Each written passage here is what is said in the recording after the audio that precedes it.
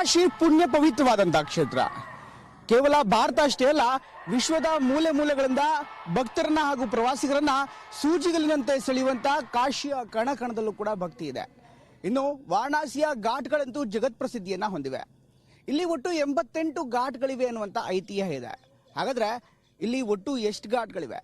ಪ್ರತಿಯೊಂದಕ್ಕೂ ಕೂಡ ಅದರದೇ ಆದಂತಹ ಪ್ರಾಮುಖ್ಯತೆ ಹೊಂದಿದೆ. ಪ್ರತಿ ಘಾಟ್ಗಳಲ್ಲೂ ಕೂಡ ಯಾವ್ಯಾವ ಆಚಾರಗಳು ನಡೆಯುತ್ತೆ, ಇದರ ಪ್ರತಿಯೊಂದು ಮಾಹಿತಿಯನ್ನ ನಿಮ್ಮ ಮುಂದಿಡುವಂತಹ ಕಾರ್ಯಕ್ರಮ ಕಾಶಿ ಘಾಟ್ ಯಾತ್ರೆ. ಕಾಶಿಯ ಘಾಟ್ ಯಾತ್ರೆ ಸಾಮಾನ್ಯವಾಗಿ ಆರಂಭ ಆಗೋದು ಅಸ್ಸಿ ಘಾಟ್ನಿಂದ. ಯಾಕಂದ್ರೆ ಅಸ್ಸಿ ಘಾಟ್ಗೆ ತನ್ನದೇ ಆದಂತಹ ಒಂದು ಮಹತ್ವ ಇದೆ, ಇತಿಹಾಸ ಇದೆ, ಪೌರಾಣಿಕವಾದಂತಹ ಒಂದು ಮಹತ್ವ ಕೂಡ, ಪ್ರಾಮುಖ್ಯತೆ ಕೂಡ ಈ ಅಸ್ಸಿ ಘಾಟ್ಗಿದೆ. ಅಷ್ಟಕ್ಕೂ ಈ ಅಸ್ಸಿ ಘಾಟ್ನಿಂದ ಯಾಕೆ ಯಾತ್ರೆಯನ್ನ ಆರಂಭ ಮಾಡ್ತಾರೆ ಅನ್ನೋದರ ಹಿಂದೆ ಕೂಡ ಒಂದು ಕಥೆ ಇದೆ. ಅಸ್ಸಿ ಘಾಟ್ ಈ ತೀರ್ಥ ಸ್ಥಳಗಳಲ್ಲಿ ಅತ್ಯಂತ ಪ್ರಮುಖವಾದಂಥದ್ದು, ಅತ್ಯಂತ ಮಹತ್ವ ಇರುವಂಥದ್ದು ಅಂತ ಹೇಳ್ತಾರೆ. ಇಲ್ಲಿ 5 ಘಾಟ್ ಇದೆ. ಪ್ರಮುಖವಾಗಿ 5 ಘಾಟ್ಗಳನ್ನ ತೀರ್ಥ ಸ್ಥಳ ಅಂತಾರೆ ಕಾಶಿಲಿ.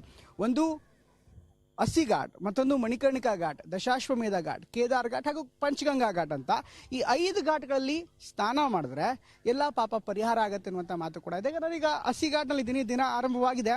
ಬೆಳಗಿನ ಸುಮಾರು 6 ಗಂಟೆಯಿಂದಲೇ ಎಲ್ಲರೂ ಕೂಡ ಬರ್ತಾ ಇದ್ದಾರೆ. ಬೆಳಗಿನಿಂದಲೇ ಬಿಸಿಲು ಕೂಡ ತುಂಬಾ ಜೋರಾಗಿದೆ. ಹೀಗಾಗಿ ಗಂಗಾ ಸ್ನಾನ ಮಾಡೋ ಮೂಲಕ ತಮ್ಮ ತೀರ್ಥಯಾತ್ರೆನ ಎಲ್ಲರೂ ಕೂಡ ಆರಂಭ ಮಾಡ್ತಾರೆ. ಬೇರೆ ಬೇರೆ ಭಾಗದಿಂದ ಬಂದಿರ್ತಾರೆ. ಕೇವಲ ಕಾಶಿಯ ಸುತ್ತಮುತ್ತಲು ಅಷ್ಟೇ ಅಲ್ಲ, ಉತ್ತರ ಭಾರತ ಅಲ್ಲ, ಬೇರೆ ಬೇರೆ ಭಾಗದಿಂದಲೂ ಕೂಡ ಜನ ಬಂದಿರ್ತಾರೆ. ಬೆಳಗ್ಗೆ ಬಂದು ಅಸ್ಸಿ ಘಾಟ್ನಲ್ಲಿ ಸ್ನಾನ ಮಾಡಿ ಆನಂತರ ಗಂಗೆಗೆ ಒಂದು ತರ್ಪಣವನ್ನು ನೀಡಿ ಜೊತೆಗೆ ಒಂದು ಪೂಜೆ ಕೂಡ ಮಾಡ್ತಾರೆ. ನೋಡ್ಬೋದು, ಕೆಲವರು ತಮ್ಮ ಪೂರ್ವಜರಿಗೆ ಪಿಂಡ ಪ್ರದಾನವನ್ನು ಮಾಡ್ತಾರೆ, ಮತ್ತೆ ಕೆಲವರು ಗಂಗಾ ಪೂಜೆ ಕೂಡ ಮಾಡ್ತಾರೆ. ಹೀಗಾಗಿ ಇಲ್ಲಿ ಬಂದು ಗಂಗಾ ಪೂಜೆ ಮಾಡೋದು ಕೂಡ ಒಂದು ವಿಶೇಷವಂತದ್ದು. ಹೀಗಾಗಿ ಅಸ್ಸಿ ಘಾಟ್ ಶುರು ಮಾಡಬೇಕು ಅಂದ್ರೆ, ಅಥವಾ ಅಸ್ಸಿ ಘಾಟ್ನಿಂದ ತೀರ್ಥಯಾತ್ರೆ ಶುರು ಮಾಡಿದ್ರೆ ಅದಕ್ಕೆ ಪುಣ್ಯ ಬರುತ್ತೆ ಅನ್ನುವಂಥ ಮಾತು ಕೂಡ ಇದೆ. ಹೀಗಾಗಿ ಅಸ್ಸಿ ಘಾಟ್ನಿಂದ ಪ್ರತಿಯೊಬ್ಬರ ಘಾಟ್ ಯಾತ್ರೆ ಆರಂಭವಾಗುತ್ತೆ. ಇದು ಅಸ್ಸಿ ಘಾಟ್ನ ಕತೆ. ಅದರ ಇದರ ಇತಿಹಾಸ ಇನ್ನೇನಿದೆ, ಯಾವ್ಯಾವ ತರ ಇದೆ ಇತಿಹಾಸ, ಅದರ ಬಗ್ಗೆ ಕೂಡ ಮಾತಾಡೋಣ.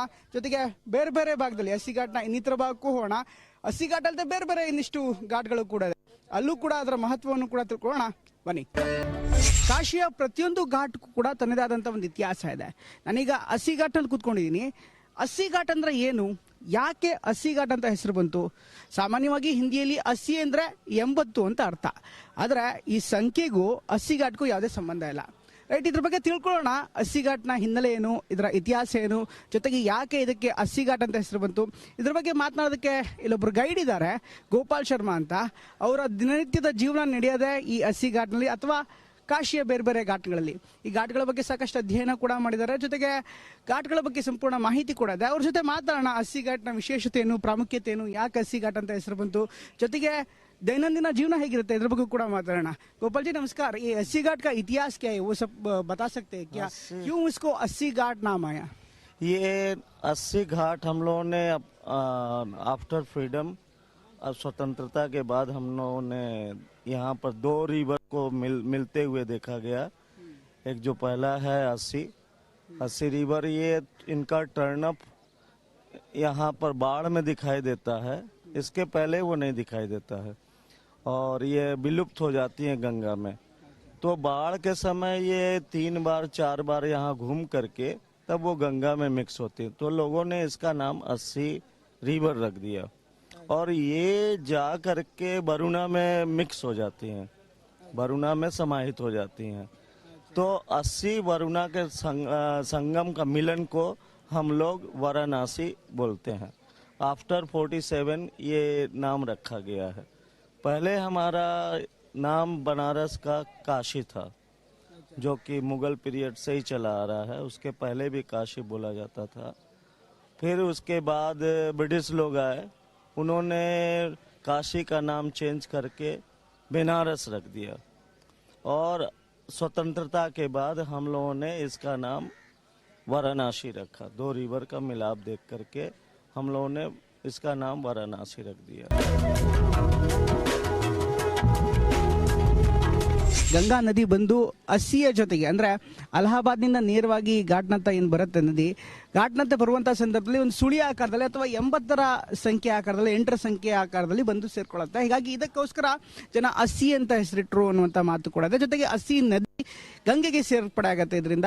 ಹೀಗಾಗಿ ಅಸ್ಸಿ ಘಾಟ್ ಅಂತ ಬಂತು. ಜೊತೆಗೆ ಈ ಘಾಟ್ಗಳ ಬಗ್ಗೆ ಹೇಳೋದಾದ್ರೆ, ಈ ಘಾಟ್ನಲ್ಲಿ ಅಸ್ಸಿ ಘಾಟ್ ಮೊದಲನೇ ಘಾಟ್ ಅಂತ ಪರಿಗಣಿಸಲಾಗುತ್ತೆ. ಜೊತೆಗೆ ಈ ತೀರ್ಥ ಕ್ಷೇತ್ರ ಅಥವಾ ತೀರ್ಥ ಯಾತ್ರೆ ಅಂತ ಯಾರು ಮಾಡ್ತಾರೆ, ಪ್ರಮುಖವಾಗಿ ವಾರಣಾಸಿಯಲ್ಲಿ, ಆ ತೀರ್ಥಯಾತ್ರೆಯಿಂದ ಆ ಸಂಪೂರ್ಣವಾಗಿ ಹಸಿ ಘಾಟ್ನಿಂದನೇ ಆರಂಭ ಮಾಡಿದ್ರೆ ಒಳ್ಳೇದಾಗತ್ತೆ ಅನ್ನುವಂಥದ್ದು ಕೂಡ ಕೇಳಿ ಬರ್ತಾ ಇರುವಂಥ ಮಾತು. ಇದು ಹಸಿನ ಮಹತ್ವ. ಆದರೆ ಇನ್ನು ಮೇಲ್ಗಡೆ ಒಂದು ದೇವಸ್ಥಾನ ಇದೆ, ಆ ದೇವಸ್ಥಾನಕ್ಕೂ ಕೂಡ ತನ್ನದೇ ಆದಂಥ ಒಂದು ಇತಿಹಾಸ ಇದೆ. ಯಾರಿಲ್ಲಿ ಸ್ನಾನ ಮಾಡಿ ಆ ದೇವಸ್ಥಾನಕ್ಕೆ ಹೋಗ್ತಾರೆ ಅವರ ಮನೋಕಾಮನೆಗಳು ಅಥವಾ ಅವರ ಬೇಡಿಕೆ ಅಥವಾ ಮನವಿ ಪ್ರಾರ್ಥನೆ ಏನಿರುತ್ತೆ ಅದೆಲ್ಲವೂ ಕೂಡ ಈಡೇರುತ್ತೆ ಅನ್ನುವಂಥ ಮಾತಿದೆ. ಆ ದೇವಸ್ಥಾನ ಏನು ನೋಡೋಣ ಬನ್ನಿ.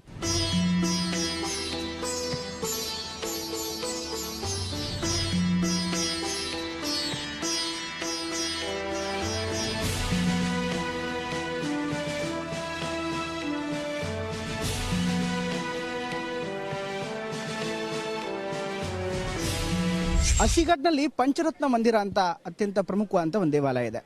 ನಾನೀಗ ಪಂಚರತ್ನ ಮಂದಿರ ದೇವಾಲಯದ ಮುಂಭಾಗದಿಂದ ವರದಿಯನ್ನು ಮಾಡ್ತಾ ಇದ್ದೀನಿ. ಈ ದೇವಾಲಯದ ವಿಶೇಷತೆ ಹೇಳಲೇಬೇಕು. ಇದನ್ನ ಕಲ್ಕತ್ತಾದ ರಾಣಿಯೊಬ್ಬರು ಈ ದೇವಾಲಯವನ್ನು ನಿರ್ಮಾಣ ಮಾಡ್ತಾರೆ. ಅವರಿಗೆ ಸಂತಾನ ಇರಲ್ಲ. ಈ ಕಾರಣಕ್ಕೋಸ್ಕರ ಈ ಕಾಶಿಗೆ ಬಂದು ಇಲ್ಲಿ ಶಿವನ ಪೂಜೆ ಮಾಡಿ ಇಲ್ಲೊಂದು ಈಶ್ವರನ ದೇವಸ್ಥಾನವನ್ನು ಕೂಡ ಕಟ್ಟಿಸ್ತಾರೆ. ಹೀಗಾಗಿ ಅದಾದ ಬಳಿಕ ಅವರಿಗೆ ಮಕ್ಕಳಾದ ಬಳಿಕ ಇನ್ನಷ್ಟು ವಿಜೃಂಭಣೆಯಿಂದ ಇನ್ನೂ ದೊಡ್ಡದಾಗಿ ದೇವಸ್ಥಾನವನ್ನು ಮಾಡಿ ಅವತ್ತಿನಿಂದ ಸುಮಾರು 300 ವರ್ಷಗಳ ಹಿಂದಿನ ಕಥೆ ಇದು. 300 ವರ್ಷಗಳ ಹಿಂದೆ ಈ ಥರ ಕಲ್ಕತ್ತಾದ ರಾಣಿ ಅಂತ ಹೇಳಲಾಗತ್ತೆ. ಬಟ್ ಯಾರು ಅನ್ನೋದ್ರ ಬಗ್ಗೆ ಸ್ಪಷ್ಟವಾಗಿ ಇಲ್ಲಿ ಶಾಸನ ಕೂಡ ಇಲ್ಲ ಅಥವಾ ಇಲ್ಲಿನ ಆಡಳಿತಾಧಿಕಾರಿಗಳಿಗೆ ಅದರ ಬಗ್ಗೆ ಸಂಪೂರ್ಣ ಮಾಹಿತಿ ಸದ್ಯಕ್ಕಂತೂ ಇಲ್ಲ. ಸುಮಾರು ಇತಿಹಾಸವನ್ನು ಕೆದಕ್ತಾ ಹೋದ್ರೆ 100-200 ವರ್ಷಗಳ ಹಿಂದೆ ನಮ್ಮನ್ನು ಕರ್ಕೊಂಡು ಹೋಗುತ್ತೆ.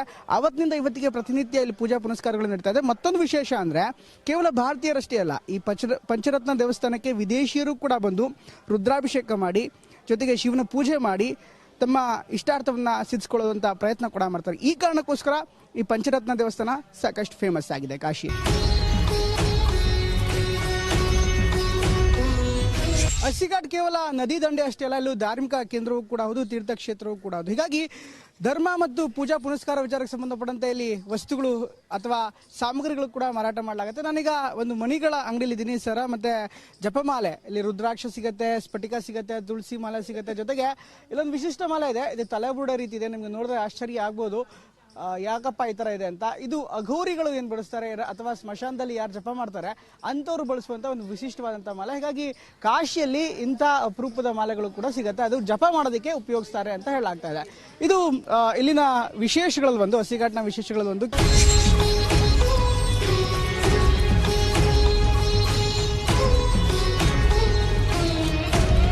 ಹಸಿಘಾಟ್ ಅಂದ್ರೆ ಕೇವಲ ಒಂದು ಘಾಟ್ ಆಗಿ ಉಳಿದಿಲ್ಲ ಅಥವಾ ಒಂದು ನದಿ ತಟಾಕ ಆಗಿ ಉಳಿದಿಲ್ಲ ಅಥವಾ ಕೇವಲ ಒಂದು ಶ್ರದ್ಧಾ ಕೇಂದ್ರವಾಗಿ ಉಳಿದಿಲ್ಲ. ಇಲ್ಲಿ ನಾನಾ ರೀತಿಯ ಜೀವನ ಶೈಲಿ ಸಿಗುತ್ತೆ. ಸಾಧು ಸಂತರು ಸಿಗ್ತಾರೆ, ಭಿಕ್ಷುಕರು ಸಿಗ್ತಾರೆ, ಮಹಾಂತರು ಸಿಗ್ತಾರೆ, ವ್ಯಾಪಾರಿಗಳು ಸಿಗ್ತಾರೆ, ಭಕ್ತರು ಸಿಗ್ತಾರೆ. ನಾನೀಗ ಅಶೋಕ್ ಬೋಸ್ ಎಂಬಂತ ಒಬ್ಬ ಸಾಧು ಜೊತೆಗಿದ್ದೀನಿ. ಈ ಸಾಧು ಅವರ ಕತೆ ಕೇಳಿದ್ರೆ ನಿಮಗೂ ಕೂಡ ತುಂಬಾ ಇಂಟ್ರೆಸ್ಟಿಂಗ್ ಅನ್ಸುತ್ತೆ. ಯಾಕಂದ್ರೆ ಇವರು ಸಾಕಷ್ಟು ವರ್ಷಗಳಿಂದ ಕೋತಿಯನ್ನ ಸಾಕ್ತಾ ಬಂದಿದ್ದಾರೆ. ಯಾಕಂದ್ರೆ ಸಂಕಟ ಮೋಚನ್ ಹನುಮಾನ್ ಅಂದ್ರೆ ಆಂಜನೇಯನ ಭಕ್ತರು ಇವರು. ಈ ಭಾಗದಲ್ಲಿ ಸಂಕಟ ಮೋಚನ ಹನುಮಾನ್ ಅಂತಾನೆ ಕರೀತಾರೆ. ಹೀಗಾಗಿ ಆಂಜನೇಯನ ಭಕ್ತರಾಗಿರುವಂತಹ ಕಾರಣದಿಂದ ಸಾಕಷ್ಟು ಕೋತಿಗಳನ್ನ ಮೊದಲಿಂದಲೂ ಕೂಡ ಸಾಕ್ತಾ ಬಂದಿದ್ದಾರೆ. ಈಗ ನಾನು ಅಶೋಕ್ ಬೋಸ್ ಅವ್ರ ಜೊತೆ ಇದ್ದೀನಿ. अशोक जी पहला नमस्कार। आप ये बंदर को इतना प्यार करते हैं, वो क्यों करते हैं? वो पालन पोषण सब कर रहे हैं आप? हाँ, मैं ये सब से बहुत प्यार करता हूँ। जिस अखाड़ा में मैं रियाज पानी मारते थे बचपन में, उसी अखाड़ा में जो है इसकी माँ का जो है जो माँ था वो डेड हो जाता है। वो अखाड़ा का मट्टी में पड़ा था, बच्चा था, इससे जरा बड़ा था। तो वो गुरु जो है उसका सेवा किया, 15 दिन बाद हमारे पास भेज दिया, बाबा जी फलाने अखाड़ा से आया हूँ। ठीक आप पालन पोषण कर रहे हैं उसको, संकट मोचन हनुमान जी मानते हैं? मैं तो बचपन से इनको हनुमान जी का सेवा हूँ, इसमें दो राय नहीं है। तृप्ति मिलते हैं? मैं काशी में कदम रखा हूँ तो मैंने देखा दुनिया में जन्नत अगर है तो काशी है, अब बाकी सब बकवास है। ಧನ್ಯವಾದ हमसे बात करने को। ಇದು ಅಶೋಕ್ ಬೋಸ್ ಅವರು ಹೇಳ್ತವರಂತ ಮಾತು. ಕಾಶಿ ಸ್ವರ್ಗ ಅಂತ ಏನಾದ್ರು ಅದು ಕಾಶಿಲಿ ಮಾತ್ರ ಅದ, ಉಳಿದಿದ್ದೆಲ್ಲ ಬಕ್ವಾಸ್ ಅನ್ನುವಂತ ಮಾತನಾಡ್ತಿದ್ದಾರೆ. ಇದು ನಿಜವಾದ ಜೀವನ ಶೈಲಿ. ನಾವು ಘಾಟ್ನಲ್ಲಿ ಪ್ರಯಾಣ ಮಾಡ್ತಾರೆ, ಘಾಟ್ ಯಾತ್ರೆ ಮುಂದುವರಿಸ್ತಾ ಇದ್ದಂತೆ ನಮಗೆ ಹೊಸ ಹೊಸ ರೀತಿಯ ಅನುಭವ ಆಗ್ತಾ ಹೋಗುತ್ತೆ. ಹೊಸ ಹೊಸ ರೀತಿಯ ಜನಗಳನ್ನು ನಾವು ಭೇಟಿ ಆಗ್ತೀವಿ, ಹೊಸ ಹೊಸ ರೀತಿಯ ಅನುಭವವನ್ನು ನಾವು ಪಡ್ತೀವಿ. ಇದು ಹಸಿಘಾಟ್ನ ಒಂದು ಭಾಗದಲ್ಲಿ ಕಂಡುಬರ್ತಾ ಇರುವಂತ ಮತ್ತು ಹಾಗೆ ಇನ್ನಷ್ಟು ವಿಶೇಷತೆಗಳು ಕೂಡ ಇದೆ. ಅಲ್ಲೂ ಹೋಗೋಣ, ಅಲ್ಲೂ ಮಾತಾಡ್ಸೋಣ ಜನಗಳನ್ನ, ಇನ್ನಷ್ಟು ವಿಶೇಷವನ್ನ ನಿಮ್ಗೆ ತೋರಿಸ್ತೀವಿ ಬನ್ನಿ.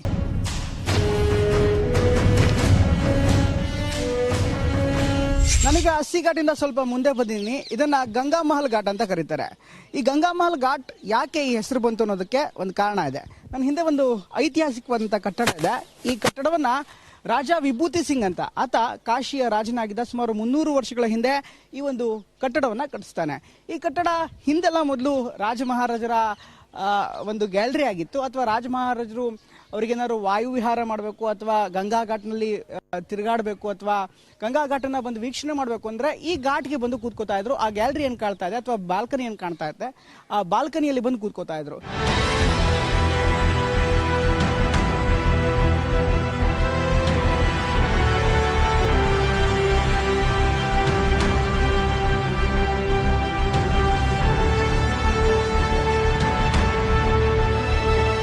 ನಾನೀಗ ತುಳಸಿ ಘಾಟ್ನಲ್ಲಿ ಇದ್ದೀನಿ. ತುಳಸಿ ಘಾಟ್ನ ವಿಶೇಷತೆ ಬಗ್ಗೆ ಹೇಳೋದಕ್ಕಿಂತ ಮೊದಲು ಇಲ್ಲೊಂದು ಸಂಪ್ರದಾಯ ಇದೆ. ಪ್ರತಿ ಘಾಟ್ನಲ್ಲೂ ಕೂಡ ಗಂಗಾ ಸ್ನಾನ ಮಾಡಾದ್ಮೇಲೆ ಇಲ್ಲೊಂದು ಸಂಕಲ್ಪ ಅಂತ ಮಾಡ್ತಾರೆ. ಅಂದ್ರೆ ತೀರ್ಥಯಾತ್ರೆ ಮಾಡೋದಕ್ಕಿಂತ ಮೊದಲು ಸ್ನಾನ ಮಾಡಿ ಇಲ್ಲಿ ಸಂಕಲ್ಪ ಮಾಡಿ ನಮ್ಮ ಮನೋಕಾಮನೆಗಳು ಅಥವಾ ಮನಸ್ಸಿನಲ್ಲಿ ಏನಿರುತ್ತೆ ಅದನ್ನ ಬೇಡ್ಕೊಂಡಿದ್ದು ಈಡೇರುತ್ತೆ ಅನ್ನುವಂಥ ಒಂದು ಪ್ರತೀತಿ ಇದೆ. ನನಗ ತುಳಸಿ ಘಾಟ್ನಲ್ಲಿ ಇಲ್ಲಿ ಒಂದು ಪಾಂಡ ಅಂತ ಕರೀತಾರೆ. ನಮ್ಮಲ್ಲಿ ಹೇಗೆ ಅರ್ಚಕರು ಇರ್ತಾರೆ, ಹೇಗೆ ಪೂಜಾರಿಗಳು ಇರ್ತಾರೆ, ಅದೇ ರೀತಿ ಪಾಂಡ ಅಂತ ಕರೀತಾರೆ.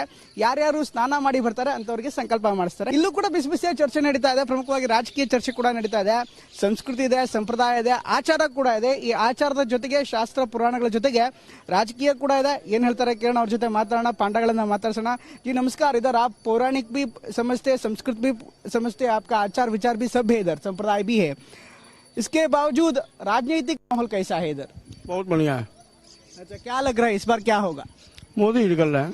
क्यों मोदी जी? कहीं इधर कार्मिक क्षेत्र में किए हैं, अच्छा काम किया है। अच्छा जी जी नमस्कार, आप बोलिए, आपका संप्रदाय क्या है, इधर क्या करते हैं? पहला ये बोलिए ना। यहाँ तो हम डेली स्नान करने आते हैं। ऐसे तो हम कारीगर हैं, सोफा वोफा बनाते हैं, लेकिन माँ गंगा की भक्ति के कारण डेली हम स्नान करने आते हैं। हाँ, और जो स्नान जो अपना सनातन धर्म है उसको मैं जो हम लोगों के माँ बाप ने दिया वो उसको निभाते हैं। अच्छा, इस बार राजनीतिक माहौल कैसा है इधर? क्या हुआ है, मतलब माहौल कैसा है इधर? पूरा बनारस में घाट में कैसा है? क्या बातचीत होते रहती है, उसके बारे में बात सकते हैं? जब से मोदी जी केंद्र में आए, हम भी 30 साल से गंगा जी नहा रहे हैं। 48 का मेरा उम्र हुआ। 30 साल से मैं गंगा जी नहाते हुए मैं देख रहा था कि अब तक इतनी सफाई पूरे घाट पर 80 से लेके ब्रह्मा तक नहीं किसी ने कराया था जो मोदी ने कराया है। अच्छा, हाँ, और रह गया जल की बात, तो जल की बात ये है कि नाला के लिए उस पर वो सुन रहे हैं, काम कर रहे हैं, और कई कई बनारस के सड़कों पर देख रहे हैं कि नाला का काम हो रहा है, और गंदे पानी का उसका भी लोग रोकथाम कर रहे हैं। और हमारे ख्याल से इस बार मोदी जी आ जाएंगे तो काशी की जनता क्या, काशी की गंगा क्या, पूरे देश की व्यवस्था सुधर जाएगी. ಮೋದಿ ಬಂದ್ಮೇಲೆ ಸಾಕಷ್ಟು ಬದಲಾವಣೆ ಆಗಿದೆ. ಪ್ರಮುಖವಾಗಿ ಕಾಶಿಯ ಘಾಟ್ಗಳಲ್ಲಿ ಸಾಕಷ್ಟು ಬದಲಾವಣೆ ಆಗಿದೆ ಅಂತ ಹೇಳ್ತಾ ಇದ್ದಾರೆ. ಮುಂದೆ ಹೋಗೋಣ, ಮುಂದೆ ಬೇರೆ ಘಾಟ್ನಲ್ಲಿ ಯಾವ ರೀತಿ ಪರಿಸ್ಥಿತಿ ಇದೆ ನೋಡೋಣ ಬನ್ನಿ. ನಾನೀಗ ತುಳಸಿ ಘಾಟ್ನ ಅತ್ಯಂತ ಪ್ರಮುಖವಾದಂತ ಒಂದು ಸ್ಥಳದಲ್ಲಿದ್ದೀನಿ. ಈ ಸ್ಥಳ ಸಂತ ತುಳಸಿದಾಸರಿಂದ, ಗೋಸ್ವಾಮಿ ತುಳಸಿದಾಸರಿಂದ ಸಾಕಷ್ಟು ಪ್ರಚಲಿತವಾಗಿರುವಂತಹ ಸ್ಥಳ. ಈಗ ತುಳಸಿದಾಸರು ಇದೇ ಘಾಟ್ನಲ್ಲಿ ತಮ್ಮ ಜೀವಿತದ ಕೊನೆ ಅವಧಿಯನ್ನ ಕಳೆದಿದ್ದಾರೆ. ಇಲ್ಲೊಂದು ಬೋರ್ಡ್ ಇದೆ, ಅಲ್ಲೊಂದು ಶಾಸನ, ಕಲ್ಲಿನ ಶಾಸನ, ಇದರಲ್ಲಿ ನೋಡ್ರೆ ಗೊತ್ತಾಗತ್ತೆ. ಗೋಸ್ವಾಮಿ ತುಳಸಿದಾಸ ಗೋಸ್ವಾಮಿಯವರು 1680ರಲ್ಲಿ ಈ ಸ್ಥಳದಲ್ಲಿ ದೈವಾಧೀನರಾದರು ಅನ್ನುವಂಥ ಒಂದು ಬೋರ್ಡ್ ಇದೆ. ಇದೇ ಜಾಗದಲ್ಲಿ, ಇದೇ ಸ್ಥಳದಲ್ಲಿ ಕೂತು ಈಗ ನಾವು ಹಿಂದೆ ನೋಡ್ತಾ ಇದೀವಿ, ಈ ಜಾಗಗಳೇನು ಕಾಣುತ್ತೆ, ಈ ಒಂದು ಗಲ್ಲಿಯಲ್ಲಿ ಅಥವಾ ಈ ಒಂದು ಘಾಟ್ನ ಮೆಟ್ಟಿಲುಗಳ ಮೇಲೆ ಕೂತು ಗೋಸ್ವಾಮಿಯವರು ರಾಮಮಾನಸ ಚರಿತೆ ಇರ್ಬೋದು ಅಥವಾ ಅವರ ಅನೇಕ ರಚನೆಗಳನ್ನ ಇದೇ ಜಾಗದಲ್ಲಿ ಕೂತು ಮಾಡಿದ್ರು ಅನ್ನುವಂಥ ಮಾತುಗಳು ಕೂಡ ಇದೆ. ಅದರ ಜೊತೆಗೆ ಇಲ್ಲೊಂದು ದೇವಸ್ಥಾನ ಇದೆ. ಸ್ವತಃ ಗೋಸ್ವಾಮಿ ತುಳಸಿದಾಸರಿಂದರೆ ಅವರೇ ಒಂದು ಹನುಮಾನ್ ದೇವಸ್ಥಾನವನ್ನ ಸ್ಥಾಪನೆ ಕೂಡ ಮಾಡ್ತಾರೆ. ಆದ್ರೆ ನಮಗೆ ಒಳಗಡೆ ಚಿತ್ರೀಕರಣಕ್ಕೆ ಪರ್ಮಿಷನ್ ಇಲ್ಲ, ಯಾಕೆಂದ್ರೆ ಇಲ್ಲಿರದೇ ಆದಂಥ ಕಟ್ಪಾಡಿದೆ. ಅದನ್ನು ನೋಡ್ಬೋದು. ಈಗೇನೆ ಮೆಟ್ಟಿಲುಗಳೇನು ಕಾಣಿಸ್ತಾ ಇದೆ, ಈ ಮೆಟ್ಟಿಲುಗಳ ಮೇಲೆನೆ ಅಥವಾ ಈ ಘಾಟ್ಗಳಲ್ಲೇ ವಾಸವಾಗಿದ್ರು ತುಳಸಿದಾಸರು ಅಂತ ಮಾಹಿತಿ ಕೂಡ ಇದೆ. ಅದಕ್ಕೋಸ್ಕರ ತುಳಸಿದಾಸರು ಇಲ್ಲೇ ಕೂತು ತಮ್ಮ ರಚನೆಗಳನ್ನ ಮಾಡಿರೋಂಥ ಕಾರಣಕ್ಕೋಸ್ಕರ ಈ ಘಾಟ್ ಏನು ಕಾಣ್ತಾ ಇದೆ ನಮಗೆ, ಸ್ವಲ್ಪ ಮುಂದೆ ಹೋದ್ರೆ ನಮಗೆ ಘಾಟ್ ಕೂಡ ಕಾಣುತ್ತೆ. ಈ ಘಾಟ್ಗಳ ಕಾರಣದಿಂದಾಗಿ ಈ ಒಂದು ಸ್ಥಳ ಕೂಡ ಫೇಮಸ್ ಆಗಿದೆ. ತುಳಸಿದಾಸರು ಇಲ್ಲಿ ಇದ್ರು ಅನ್ನುವಂಥ ಕಾರಣಕ್ಕೋಸ್ಕರ ಇದಕ್ಕೆ ತುಳಸಿ ಘಾಟ್ ಅಂತ ಕೂಡ ಕರೆಯಲಾಗಿದೆ.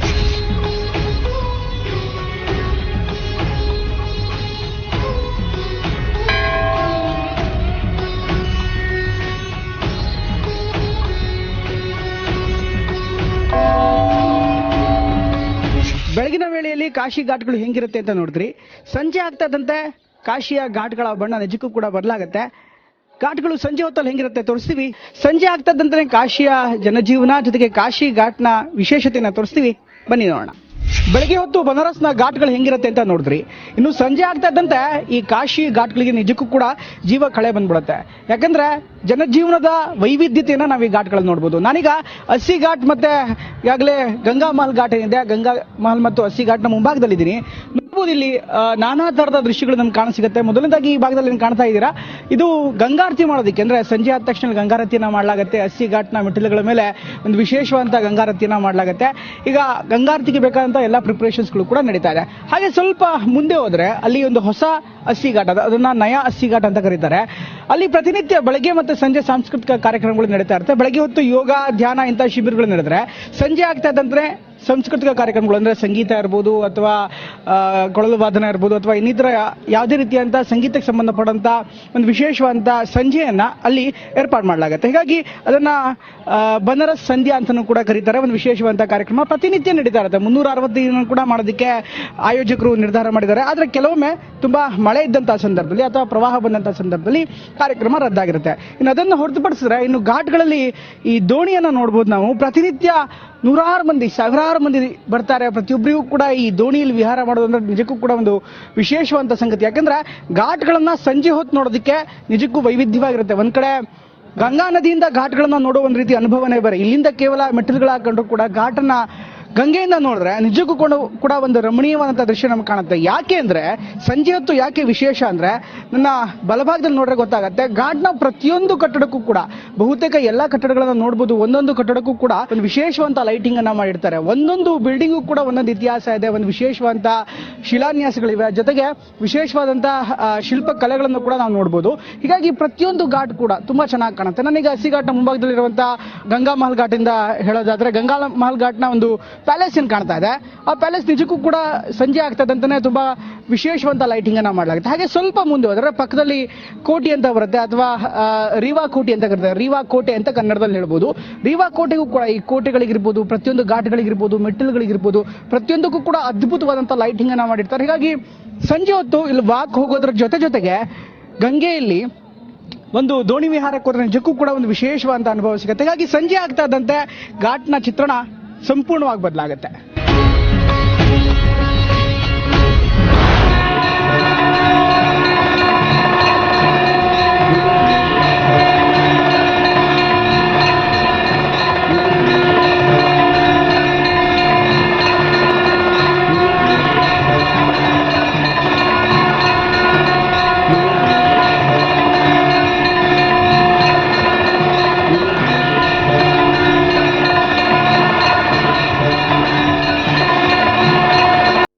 अभी राजनीति का बात करेंगे, क्या है इस बार माहौल, मतलब घाट के और काशी के गली गली में क्या चल रहा है, राजनीतिक बातें, राजनीतिक चर्चा कैसा चल रहा है?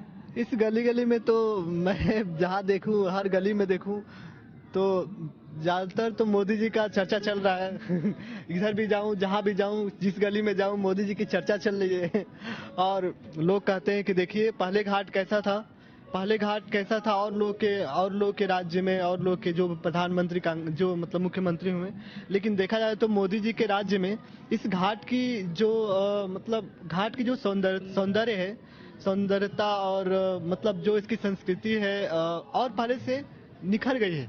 जो छिप गई थी वो निखर गई है और पहले से बहुत ही ज्यादा खूबसूरत हो गई है। तो सबका मत यही है कि मोदी जी, हर गली गली में मोदी जी कर रहे हैं, हम भी मोदी जी कहते हैं, क्योंकि देख रहे हैं, जो देखेंगे वही तो कहेंगे हम। आपको क्या लगता है, आपके किसके ऊपर मन है, आपको कौन सा नेता पसंद है? देखिए मेरे हिसाब से तो सारे नेता पसंद है। अगर मेरे देश के जो कल्याण करेगा वो नेता मेरे लिए पसंद है, तो मेरे लिए देश के नेता जो भी कल्याण करेगा देश के लिए, सबसे ज्यादा कल्याण जो देश के लिए कल्याण करेगा वही तो है। तो इसलिए मैं तो मोदी को चुनता हूँ, क्योंकि मैं जो आंखों से देख रहा हूँ उसी को मैं वो करता हूँ।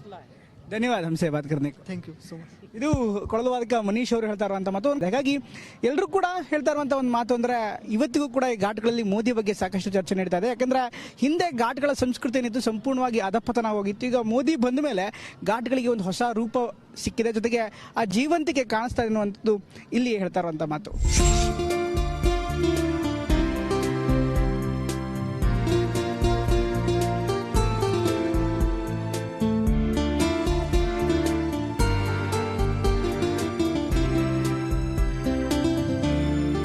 ಈ ಕಾಶಿಯ ಘಾಟ್ಗಳು ಒಂದು ನಾಗರಿಕತೆಯ ಸಂಕೇತ, ಒಂದು ಇತಿಹಾಸದ ಸಂಕೇತ, ಒಂದು ಸಂಸ್ಕೃತಿಯ ಸಂಕೇತ, ಒಂದು ಸಂಪ್ರದಾಯದ ಸಂಕೇತ.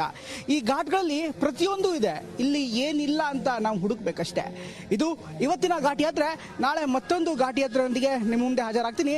ನಿರಂತರ ಸುದ್ದಿಗಾಗಿ ನೋಡ್ತಾ ಇರಿ ಟಿವಿನ.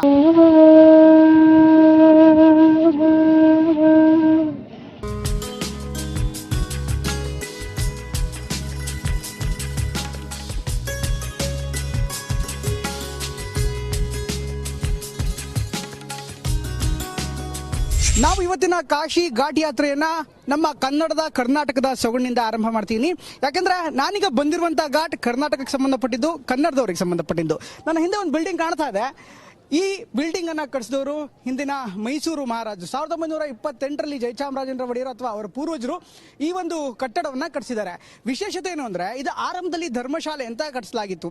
ಅಂದ್ರೆ ಕಾಶಿಗೆ ಬರುವಂತ ಯಾವುದೇ ಕನ್ನಡಿಗರು ಇರ್ಬೋದು ಅಥವಾ ಕರ್ನಾಟಕದವ್ರು ಯಾರೇ ಇರ್ಬೋದು, ಅವರಲ್ಲಿ ಬಂದಂತ ಸಂದರ್ಭದಲ್ಲಿ ಅವರಿಗೆ ಉಚಿತವಾಗಿ ಉಳ್ಕೊಳ್ಳೋದಕ್ಕೆ ಎಲ್ಲ ವ್ಯವಸ್ಥೆನ ಕೂಡ ಮಾಡಲಾಗಿತ್ತು. ಜೊತೆಗೆ ಮಹಾರಾಜರ ಕುಟುಂಬ ಕೂಡ ಬಂದಾಗಲೆಲ್ಲ ಇದೇ ಕಟ್ಟಡದಲ್ಲಿ ಉಳ್ತಾ ಇತ್ತು. ಯಾಕಂದ್ರೆ ತುಂಬಾ ಚೆನ್ನಾಗಿದೆ, ಒಳಗಡೆ ಎಲ್ಲ ಉತ್ತಮವಾದಂತ ವ್ಯವಸ್ಥೆ ಆಗಿನ ಕಾಲದಲ್ಲಿ ಇತ್ತು. ಈಗ ಸ್ವಲ್ಪ ಬದಲಾಗಿದೆ, ಯಾಕಂದ್ರೆ ಆಧುನೀಕರಣ ನವೀಕರಣ ಖಂಡಿತವಾಗ್ಲೂ ಮಾಡಲಾಗಿದೆ. ಈಗ ಇದನ್ನ ಮುಜರಾಯಿ ಇಲಾಖೆ ಅಂದ್ರೆ ಕರ್ನಾಟಕ ಸರ್ಕಾರದ ಮುಜರಾಯಿ ಇಲಾಖೆಗೆ ಹ್ಯಾಂಡ್ ಓವರ್ ಆಗಿದೆ. ಹೀಗಾಗಿ ಮುಜರಾಯಿ ಇಲಾಖೆ ಸದ್ಯಕ್ಕೆ ನಿರ್ವಹಣೆ ಮಾಡ್ತಿದೆ. ಒಳಗಡೆ ಕನ್ನಡದವರು ಕೂಡ ಇದ್ದಾರೆ. ಅಲ್ಲಿ ಹೇಗಿದೆ, ಒಳಗಡೆ ಯಾವ ಥರ ಇದೆ ಅದನ್ನು ನೋಡ್ಕೊಳ್ಳೋಣ. ಇವತ್ತಿನ ಘಾಟ್ ಯಾತ್ರೆ ಕರ್ನಾಟಕದ ಕನ್ನಡದ ಸೊಗಡಿನಿಂದ ಆರಂಭ ಮಾಡ್ತೀವಿ. ಇದ್ರ ಬಗ್ಗೆ ಇನ್ನಷ್ಟು ಮಾಹಿತಿ ನೀಡ್ತೀವಿ. ಬನ್ನಿ ಒಳಗಡೆ ಏನಿದೆ ನೋಡ್ಕೊಂಡ್ ಬರೋಣ.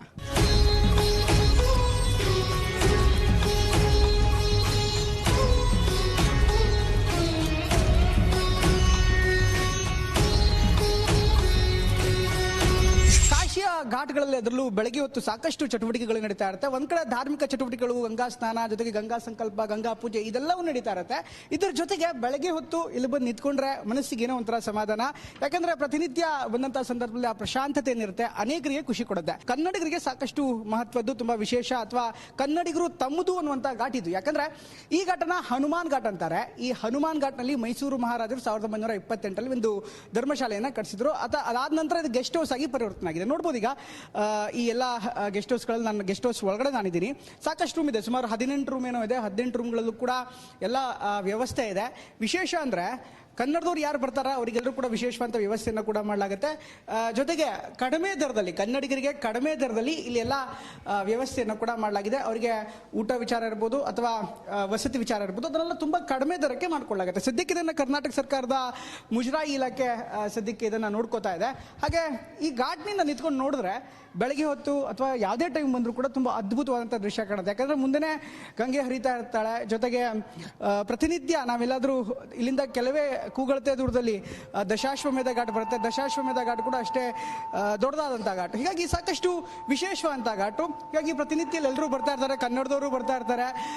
ಇಲ್ಲಿ ಇದು ಕಟ್ಟಡದ ಅಥವಾ ಈ ಒಂದು ಗೆಸ್ಟ್ ಹೌಸ್ನ ಮ್ಯಾನೇಜರ್ ಕೂಡ ಇದ್ದಾರೆ. ಹಾಗೆ ಇವರೇ ಕುಕಿಂಗ್ ಅವರು ಕೂಡ ಇದ್ದಾರೆ. ಇನ್ಫ್ಯಾಕ್ಟ್ ಅವರು ಎಲ್ಲವನ್ನೂ ಕೂಡ ನೋಡ್ಕೋತಾ ಇರ್ತಾರೆ. ಏನಿರುತ್ತೆ, ಯಾವ ಥರ ಇರುತ್ತೆ, ಬಂದವರು ಏನು ಹೇಳ್ತಾರೆ, ಕಾಶಿ ಜನಗಳು ಏನು ಹೇಳ್ತಾರೆ, ಅವ್ರ ಜೊತೆ ಮಾತಾಡೋಣ. ವಿಶ್ವನಾಥ್ ಸೋಮಯಾಜಿ ಅವರು ನಮ್ಮ ಜೊತೆ ಜಾಯ್ನ್ ಆಗ್ತಾರೆ. ವಿಶ್ವನಾಥ್ ಸೋಮಯಾಜಿ ಅವರೇ, ಮೊದಲನೇದಾಗಿ ನೀವು ಸಾಕಷ್ಟು ವರ್ಷಗಳಿಂದ ಇದ್ದೀರಾ ಅಂತ ಕೇಳ್ಪಟ್ವಿ. ನಾವು 2007ರಿಂದ ನೀವು ಇಲ್ಲಿದ್ದೀರಾ ಅಂತ ಕೇಳ್ಪಟ್ವಿ. ಹೇಗಿದೆ ಈಗ ಕಾಶಿ ವಾತಾವರಣ ಈ ಸರಿ ಯಾವ ಥರ ಕಾಣಿಸ್ತಾ ಇದೆ ನಿಮಗೆ? ಮೊದಲಿದ್ದ ವಾತಾವರಣಕ್ಕಿಂತಲೂ ಈಗ ತುಂಬ ಚೆನ್ನಾಗಿದೆ. ಮೊದಲೆಲ್ಲ ಅಷ್ಟೊಂದು ಘಾಟ್ಗಳೆಲ್ಲ ಕ್ಲೀನ್ ಮಾಡ್ತಾ ಇರಲಿಲ್ಲ. ಇವಾಗ ಬೆಳಿಗ್ಗೆ ಸಾಯಂಕಾಲ ಕ್ಲೀನ್ ಮಾಡೋರು, ಸ್ವಚ್ಛತಾ ಕಾರ್ಮಿಕರೆಲ್ಲ ಬಂದು ಚೆನ್ನಾಗಿ ಸ್ವಚ್ಛ ಮಾಡ್ತಾರೆ. ಮತ್ತು ಸಾಯಂಕಾಲ ಆಯಿತು ಅಂದರೆ ಕುಡುಕರು ಅದೆಲ್ಲ ಹಾವಳಿ ಇತ್ತು ಮೊದಲೆಲ್ಲ. ಇವಾಗ ಆ ಥರ ಎಲ್ಲ ಏನಿಲ್ಲ, ತುಂಬ ನೀಟ್ನೆಸ್ ಆಗಿರುತ್ತೆ. ಸಾಯಂಕಾಲ ಬಂದರೆ ಒಳ್ಳೆ ತಂಪಾದ ವಾತಾವರಣ. ಬೆಳಿಗ್ಗೆ ನೋಡಿ ನಮ್ಮ ಆಗುಂಬೆನಲ್ಲಿ ಸೂರ್ಯಾಸ್ತ ಹೆಂಗಿರುತ್ತೋ ಇಲ್ಲಿ ಬೆಳಿಗ್ಗೆ ಸೂರ್ಯೋದಯ ಅಷ್ಟು ಅದ್ಭುತವಾಗಿ ಕಾಣಿಸ್ತದೆ. ನೋಡ್ಲಿಕ್ಕೆ ತುಂಬ ಅದ್ಭುತ, 2 ಕಣ್ಣು ಸಾಲದು, ಅಷ್ಟು ಚೆನ್ನಾಗಿರುತ್ತೆ. ನಾನು ಇಲ್ಲಿಂದ ಎಷ್ಟು ಸರಿ ಸೆಲ್ಫಿ ತೆಗೆದಿದ್ದೀನಿ, ಅದನ್ನು ನಮ್ಮ ಮಕ್ಕಳಿಗೂ ಎಲ್ಲ ಕಳಿಸ್ಕೊಟ್ಟಿದ್ದೀನಿ. ಧನ್ಯವಾದ ನಮ್ಮ ಜೊತೆ ಮಾತಾಡಿ. ಇದು ವಿಶ್ವನಾಥ್ ಸೋಮಯಾಜಿ ಅವರು ಹೇಳ್ತಾ ಇರುವಂತ ಮಾತು. ಇದು ಹನುಮಾನ್ ಘಾಟ್ನ ವಿಶೇಷತೆ. ಮುಂದೆಗಡೆ ಮತ್ತೊಂದು ಘಾಟ್ ಇದೆ. ಇಷ್ಟಕ್ಕೂ ಆ ಘಾಟ್ ಯಾವುದು ಅಂದ್ರೆ ಹರಿಶ್ಚಂದ್ರ ಘಾಟ್. ಹರಿಶ್ಚಂದ್ರ ಘಾಟ್ನ ವಿಶೇಷತೆ ನಿಮ್ಗೆ ತೋರಿಸ್ತೀನಿ ಬನ್ನಿ.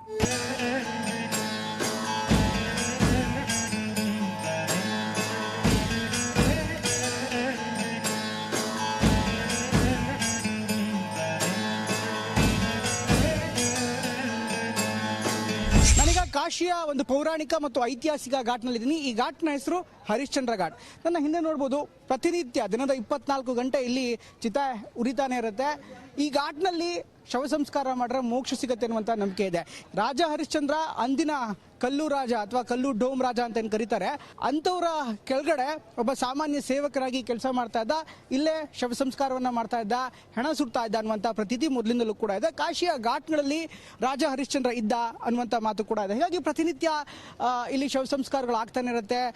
ಇಲ್ಲಿನ ಚಿತೆ ಯಾವತ್ತೂ ನಂದೋದಿಲ್ಲ. ಪ್ರತಿನಿತ್ಯ ನೂರಾರು ಮಂದಿ, ಕೇವಲ ಕಾಶಿ ಅಂತಲ್ಲ, ಎಷ್ಟೋ ಜನ ಮೃತರಾದವರನ್ನ ಬೇರೆ ಬೇರೆ ಭಾಗದಲ್ಲಿ ಹಳ್ಳಿಗಳಲ್ಲಿ ಇರ್ತಾರೆ, ಮೃತರಾದವರನ್ನು ಕೂಡ ಇಲ್ಲೇ ಅವರ ಅಂತ್ಯ ಸಂಸ್ಕಾರ ಇಲ್ಲೇ ಮಾಡಲಾಗುತ್ತೆ. ಜೊತೆಗೆ ಇಲ್ಲೊಂದು ಹರಿಶ್ಚಂದ್ರನ ಒಂದು ದೇವಸ್ಥಾನ ಕೂಡ ಇದೆ, ನೋಡ್ಬೋದು. ರಾಜ ಹರಿಶ್ಚಂದ್ರ, ಸತ್ಯವಾದಿ ರಾಜ ಹರಿಶ್ಚಂದ್ರ ದೇವಸ್ಥಾನ ಅಂತ. ಇಲ್ಲಿ ಹರಿಶ್ಚಂದ್ರನ ನೆನಪಿಗೋಸ್ಕರ, ಜೊತೆಗೆ ಅವನ ಸತ್ಯವಾದಕ್ಕೋಸ್ಕರ ಈ ಒಂದು ದೇವಸ್ಥಾನವನ್ನು ಕೂಡ ಮಾಡಲಾಗಿದೆ. ಜೊತೆಗೆ ಅವನ ವಂಶಜರು ಅಂತ ಏನು ಹೇಳ್ಕೊಂಡಿದ್ದಾರೆ, ಅನೇಕರು ಇಲ್ಲೇ ಇರ್ತಾರೆ. ಈಗ ರಸ್ತೋಗಿ ಕುಟುಂಬ ಅಂತ ಪ್ರಮುಖವಾಗಿ ಹೇಳ್ತಾರೆ, ಅವರ ವಂಶಜರು ಅಂತ ಹೇಳ್ತಾರೆ. ಅವರು ಪ್ರತಿನಿತ್ಯ ಇಲ್ಲಿ ಬರ್ತಾರೆ, ಪೂಜೆ ಪುನಸ್ಕಾರಗಳನ್ನ ಮಾಡ್ತಾರೆ. ಜೊತೆಗೆ ವರ್ಷಕ್ಕೊಮ್ಮೆ, ಅದರಲ್ಲೂ ಪ್ರಮುಖವಾಗಿ ಕಾರ್ತಿಕ ಮಾಸದಲ್ಲಿ ಒಂದು ವಿಶೇಷ ಪೂಜೆಗಳನ್ನ ಇಲ್ಲಿ ಮಾಡ್ತಾರೆ. ರಸ್ತೋಗಿ ಕುಟುಂಬದವರು ಅಥವಾ ಈಗಾಗಲೇ ರಾಜ ಹರಿಶ್ಚಂದ್ರನ ನಮ್ಮ ಪೂರ್ವಜನಾಗಿದ್ದ, ನಮ್ಮ ವಂಶಜನಾಗಿದ್ದ ಅಂತ ಹೇಳ್ಕೊಳ್ಳೋರು ಕೂಡ ನಮ್ಮ ಜೊತೆ ಜಾಯ್ನ್ ಆಗಿದ್ದಾರೆ. ಅವ್ರ ಜೊತೆ ಮಾತಾಡೋಣ, ಏನು ಹೇಳ್ತಾರೆ, ಯಾಕೆ ಅವರ ಹಿನ್ನೆಲೆ ಬಂತು, ಹೇಗೆ ಬಂತು, ಇದೆಲ್ಲವನ್ನೂ ಕೂಡ ಮಾತಾಡ್ತೀನಿ. ಅವ್ರ ಜೊತೆಗೆ ರಾಜಕೀಯ ಕೂಡ ಚರ್ಚೆ ಮಾಡ್ತೀನಿ. जी पहला आप हरिश्चंद्र, राजा हरिश्चंद्र का वंशज बोलते हैं आपको, इसका इतिहास क्या है, कैसा आप जुड़े हुए इससे? तो उनके पुत्र रोहितास थे, रोहितास से हम लोग वंशज में रस्तोगी आ गए। हाँ, उसी समय से हम लोग अपने को, हाँ, सत्यवादी महाराजा हरिश्चंद्र, उसी समय से हम लोग रोहितास के साथ जुट गए हैं। कई पूर्वजों से चला आ रहा है यही पीढ़ी। हम लोग उनकी यहाँ पूजा करते हैं, हम लोग उनका जुलूस निकालते हैं हर जनवरी 14 तारीख को। हाँ, क्या क्या पूजा करते हैं, स्पेशली जनवरी में क्या क्या होता है? आप ये मंदिर से कैसा जुड़े हैं आप? मंदिर के पास हम लोग यहाँ आए थे, उनको माला फूल से सेवा की है उनको। हाँ, हम लोग इनको डेंट पेंट कराने जा रहे हैं। हम लोग की योजना भविष्य में है, पूरा बृहद मंदिर बनाने की योजना है हम लोग की। हाँ, आप क्या कहना है? आप भी हरिश्चंद्र का वंशज थे? काशी रस्तोगी समाज जो है वो उसके योगदान से यहाँ पर एक विशाल मंदिर बनाने की योजना है हम लोगों की। ಧನ್ಯವಾದ. ಇದು ರಸ್ತೋಗಿ ಕುಟುಂಬ ಅಥವಾ ರಸ್ತೋಗಿ ಸಮಾಜ ಏನಿದೆ, ರಾಜ ಹರಿಶ್ಚಂದ್ರನ ಮಗ ಲೋಹಿತಾಶ್ವನಿಂದ ನಮಗೆ ರಸ್ತೋಗಿ ಅನ್ನುವಂತ ಹೆಸರು ಬಂತು ಅಂತ ಹೇಳ್ತಾರೆ. ಜೊತೆಗೆ ಈ ಸಮಾಜದವರು ಹರಿಶ್ಚಂದ್ರನ ವಂಶಜರು ಅಂತಾನೂ ಕೂಡ ಹೇಳ್ತಾರೆ. ಮುಂದಿನ ಘಾಟ್ ಯಾವ್ದಿದೆ ನೋಡ್ಕೊಂಬೋಣ ಬನ್ನಿ.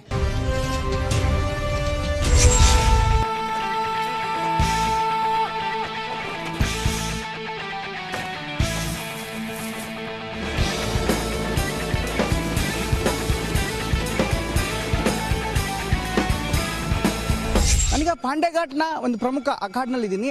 ಘಾಟ್ಗಳಿಗೆ ಬಂದಾಗ ನಮಗೆ ಕೇವಲ ಗಂಗಾರತಿ ಸಿಗುತ್ತೆ ಅಥವಾ ಬೋಟ್ಗಳು ಸಿಗುತ್ತೆ ಅಥವಾ ಯಾವುದೋ ಸಂಗೀತ ಸಿಗುತ್ತೆ ಅಂತ ಅನ್ಕೊಂಡಿದೀವಿ. ಆದರೆ ಈ ಘಾಟಿಗೆ ಬಂದಂಥ ಸಂದರ್ಭದಲ್ಲಿ ನಮಗೆ ಕುಸ್ತಿ ಅಖಾಡ ಸಿಕ್ಕಿದೆ. ಅನೇಕರಿಗೆ ಆಶ್ಚರ್ಯ ಆಗ್ಬೋದು ಯಾವ ರೀತಿ ಈ ಅಖಾಡಗಳು ಘಾಟ್ನಲ್ಲಿದೆ ಅಂತ. ನಾನೀಗ ಈ ಘಾಟ್ನಲ್ಲಿರುವಂಥ ಒಂದು ಅಖಾಡದನ್ನ ತೋರಿಸ್ತಾ ಇದ್ದೀನಿ ನಿಮಗೆ. ಈ ಅಖಾಡ ಫೇಮಸ್ ಅಂದರೆ ಸಾಕಷ್ಟು ವರ್ಷಗಳಿಂದ ಇದೆ, ಅಂದರೆ ಸರಿಸುಮಾರು 300-400 ವರ್ಷಗಳಿಂದ ಈ ಅಖಾಡ ಇದೆ. ತುಳಸಿದಾಸರ ಕಾಲದಲ್ಲೂ ಕೂಡ ಈ ಅಖಾಡ ಇದೆ ಅಂತ ಹೇಳಲಾಗ್ತಾ ಇದೆ. ನೋಡ್ಬೋದು, ಚಿಕ್ಕ ಮಕ್ಕಳಿಂದ ಹಿಡಿದು ದೊಡ್ಡವ್ರ ತನಕ ಎಲ್ರಿಗೂ ಕೂಡ ಈ ಕುಸ್ತಿಯನ್ನು ಹೇಳ್ಕೊಳ್ಳಾಗುತ್ತೆ.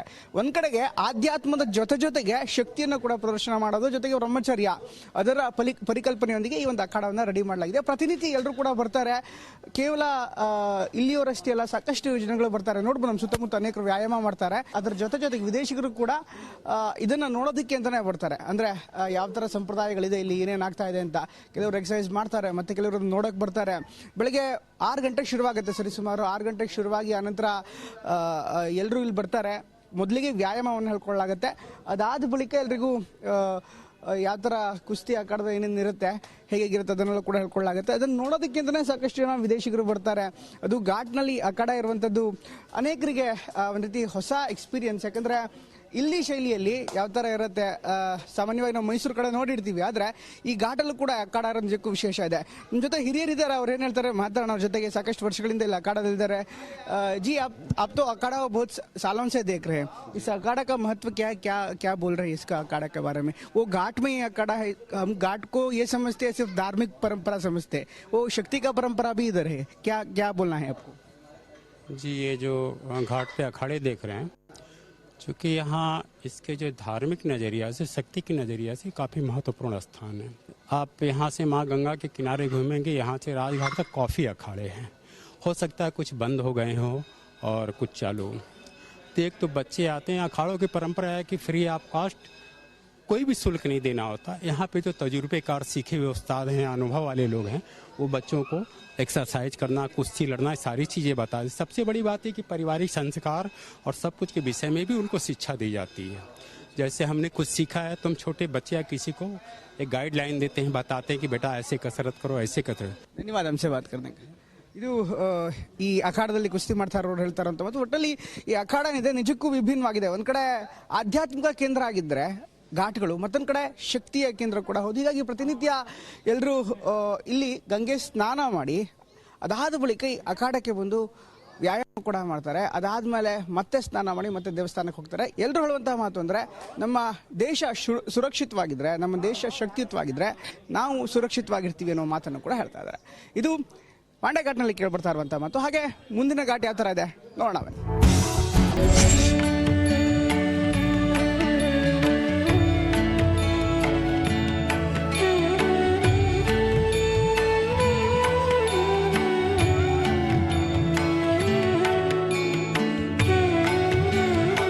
ನಾನೀಗ ಶಂಕರಾಚಾರ್ಯ ಘಾಟ್ಗೆ ಬಂದಿದ್ದೀನಿ. ಶಂಕರಾಚಾರ್ಯ ಘಾಟ್ನ ವಿಶೇಷತೆ ಅಂದ್ರೆ ಇಲ್ಲೊಂದು ಶ್ರೀ ವಿದ್ಯಾ ಮಠ ಅಂತ ಇದೆ.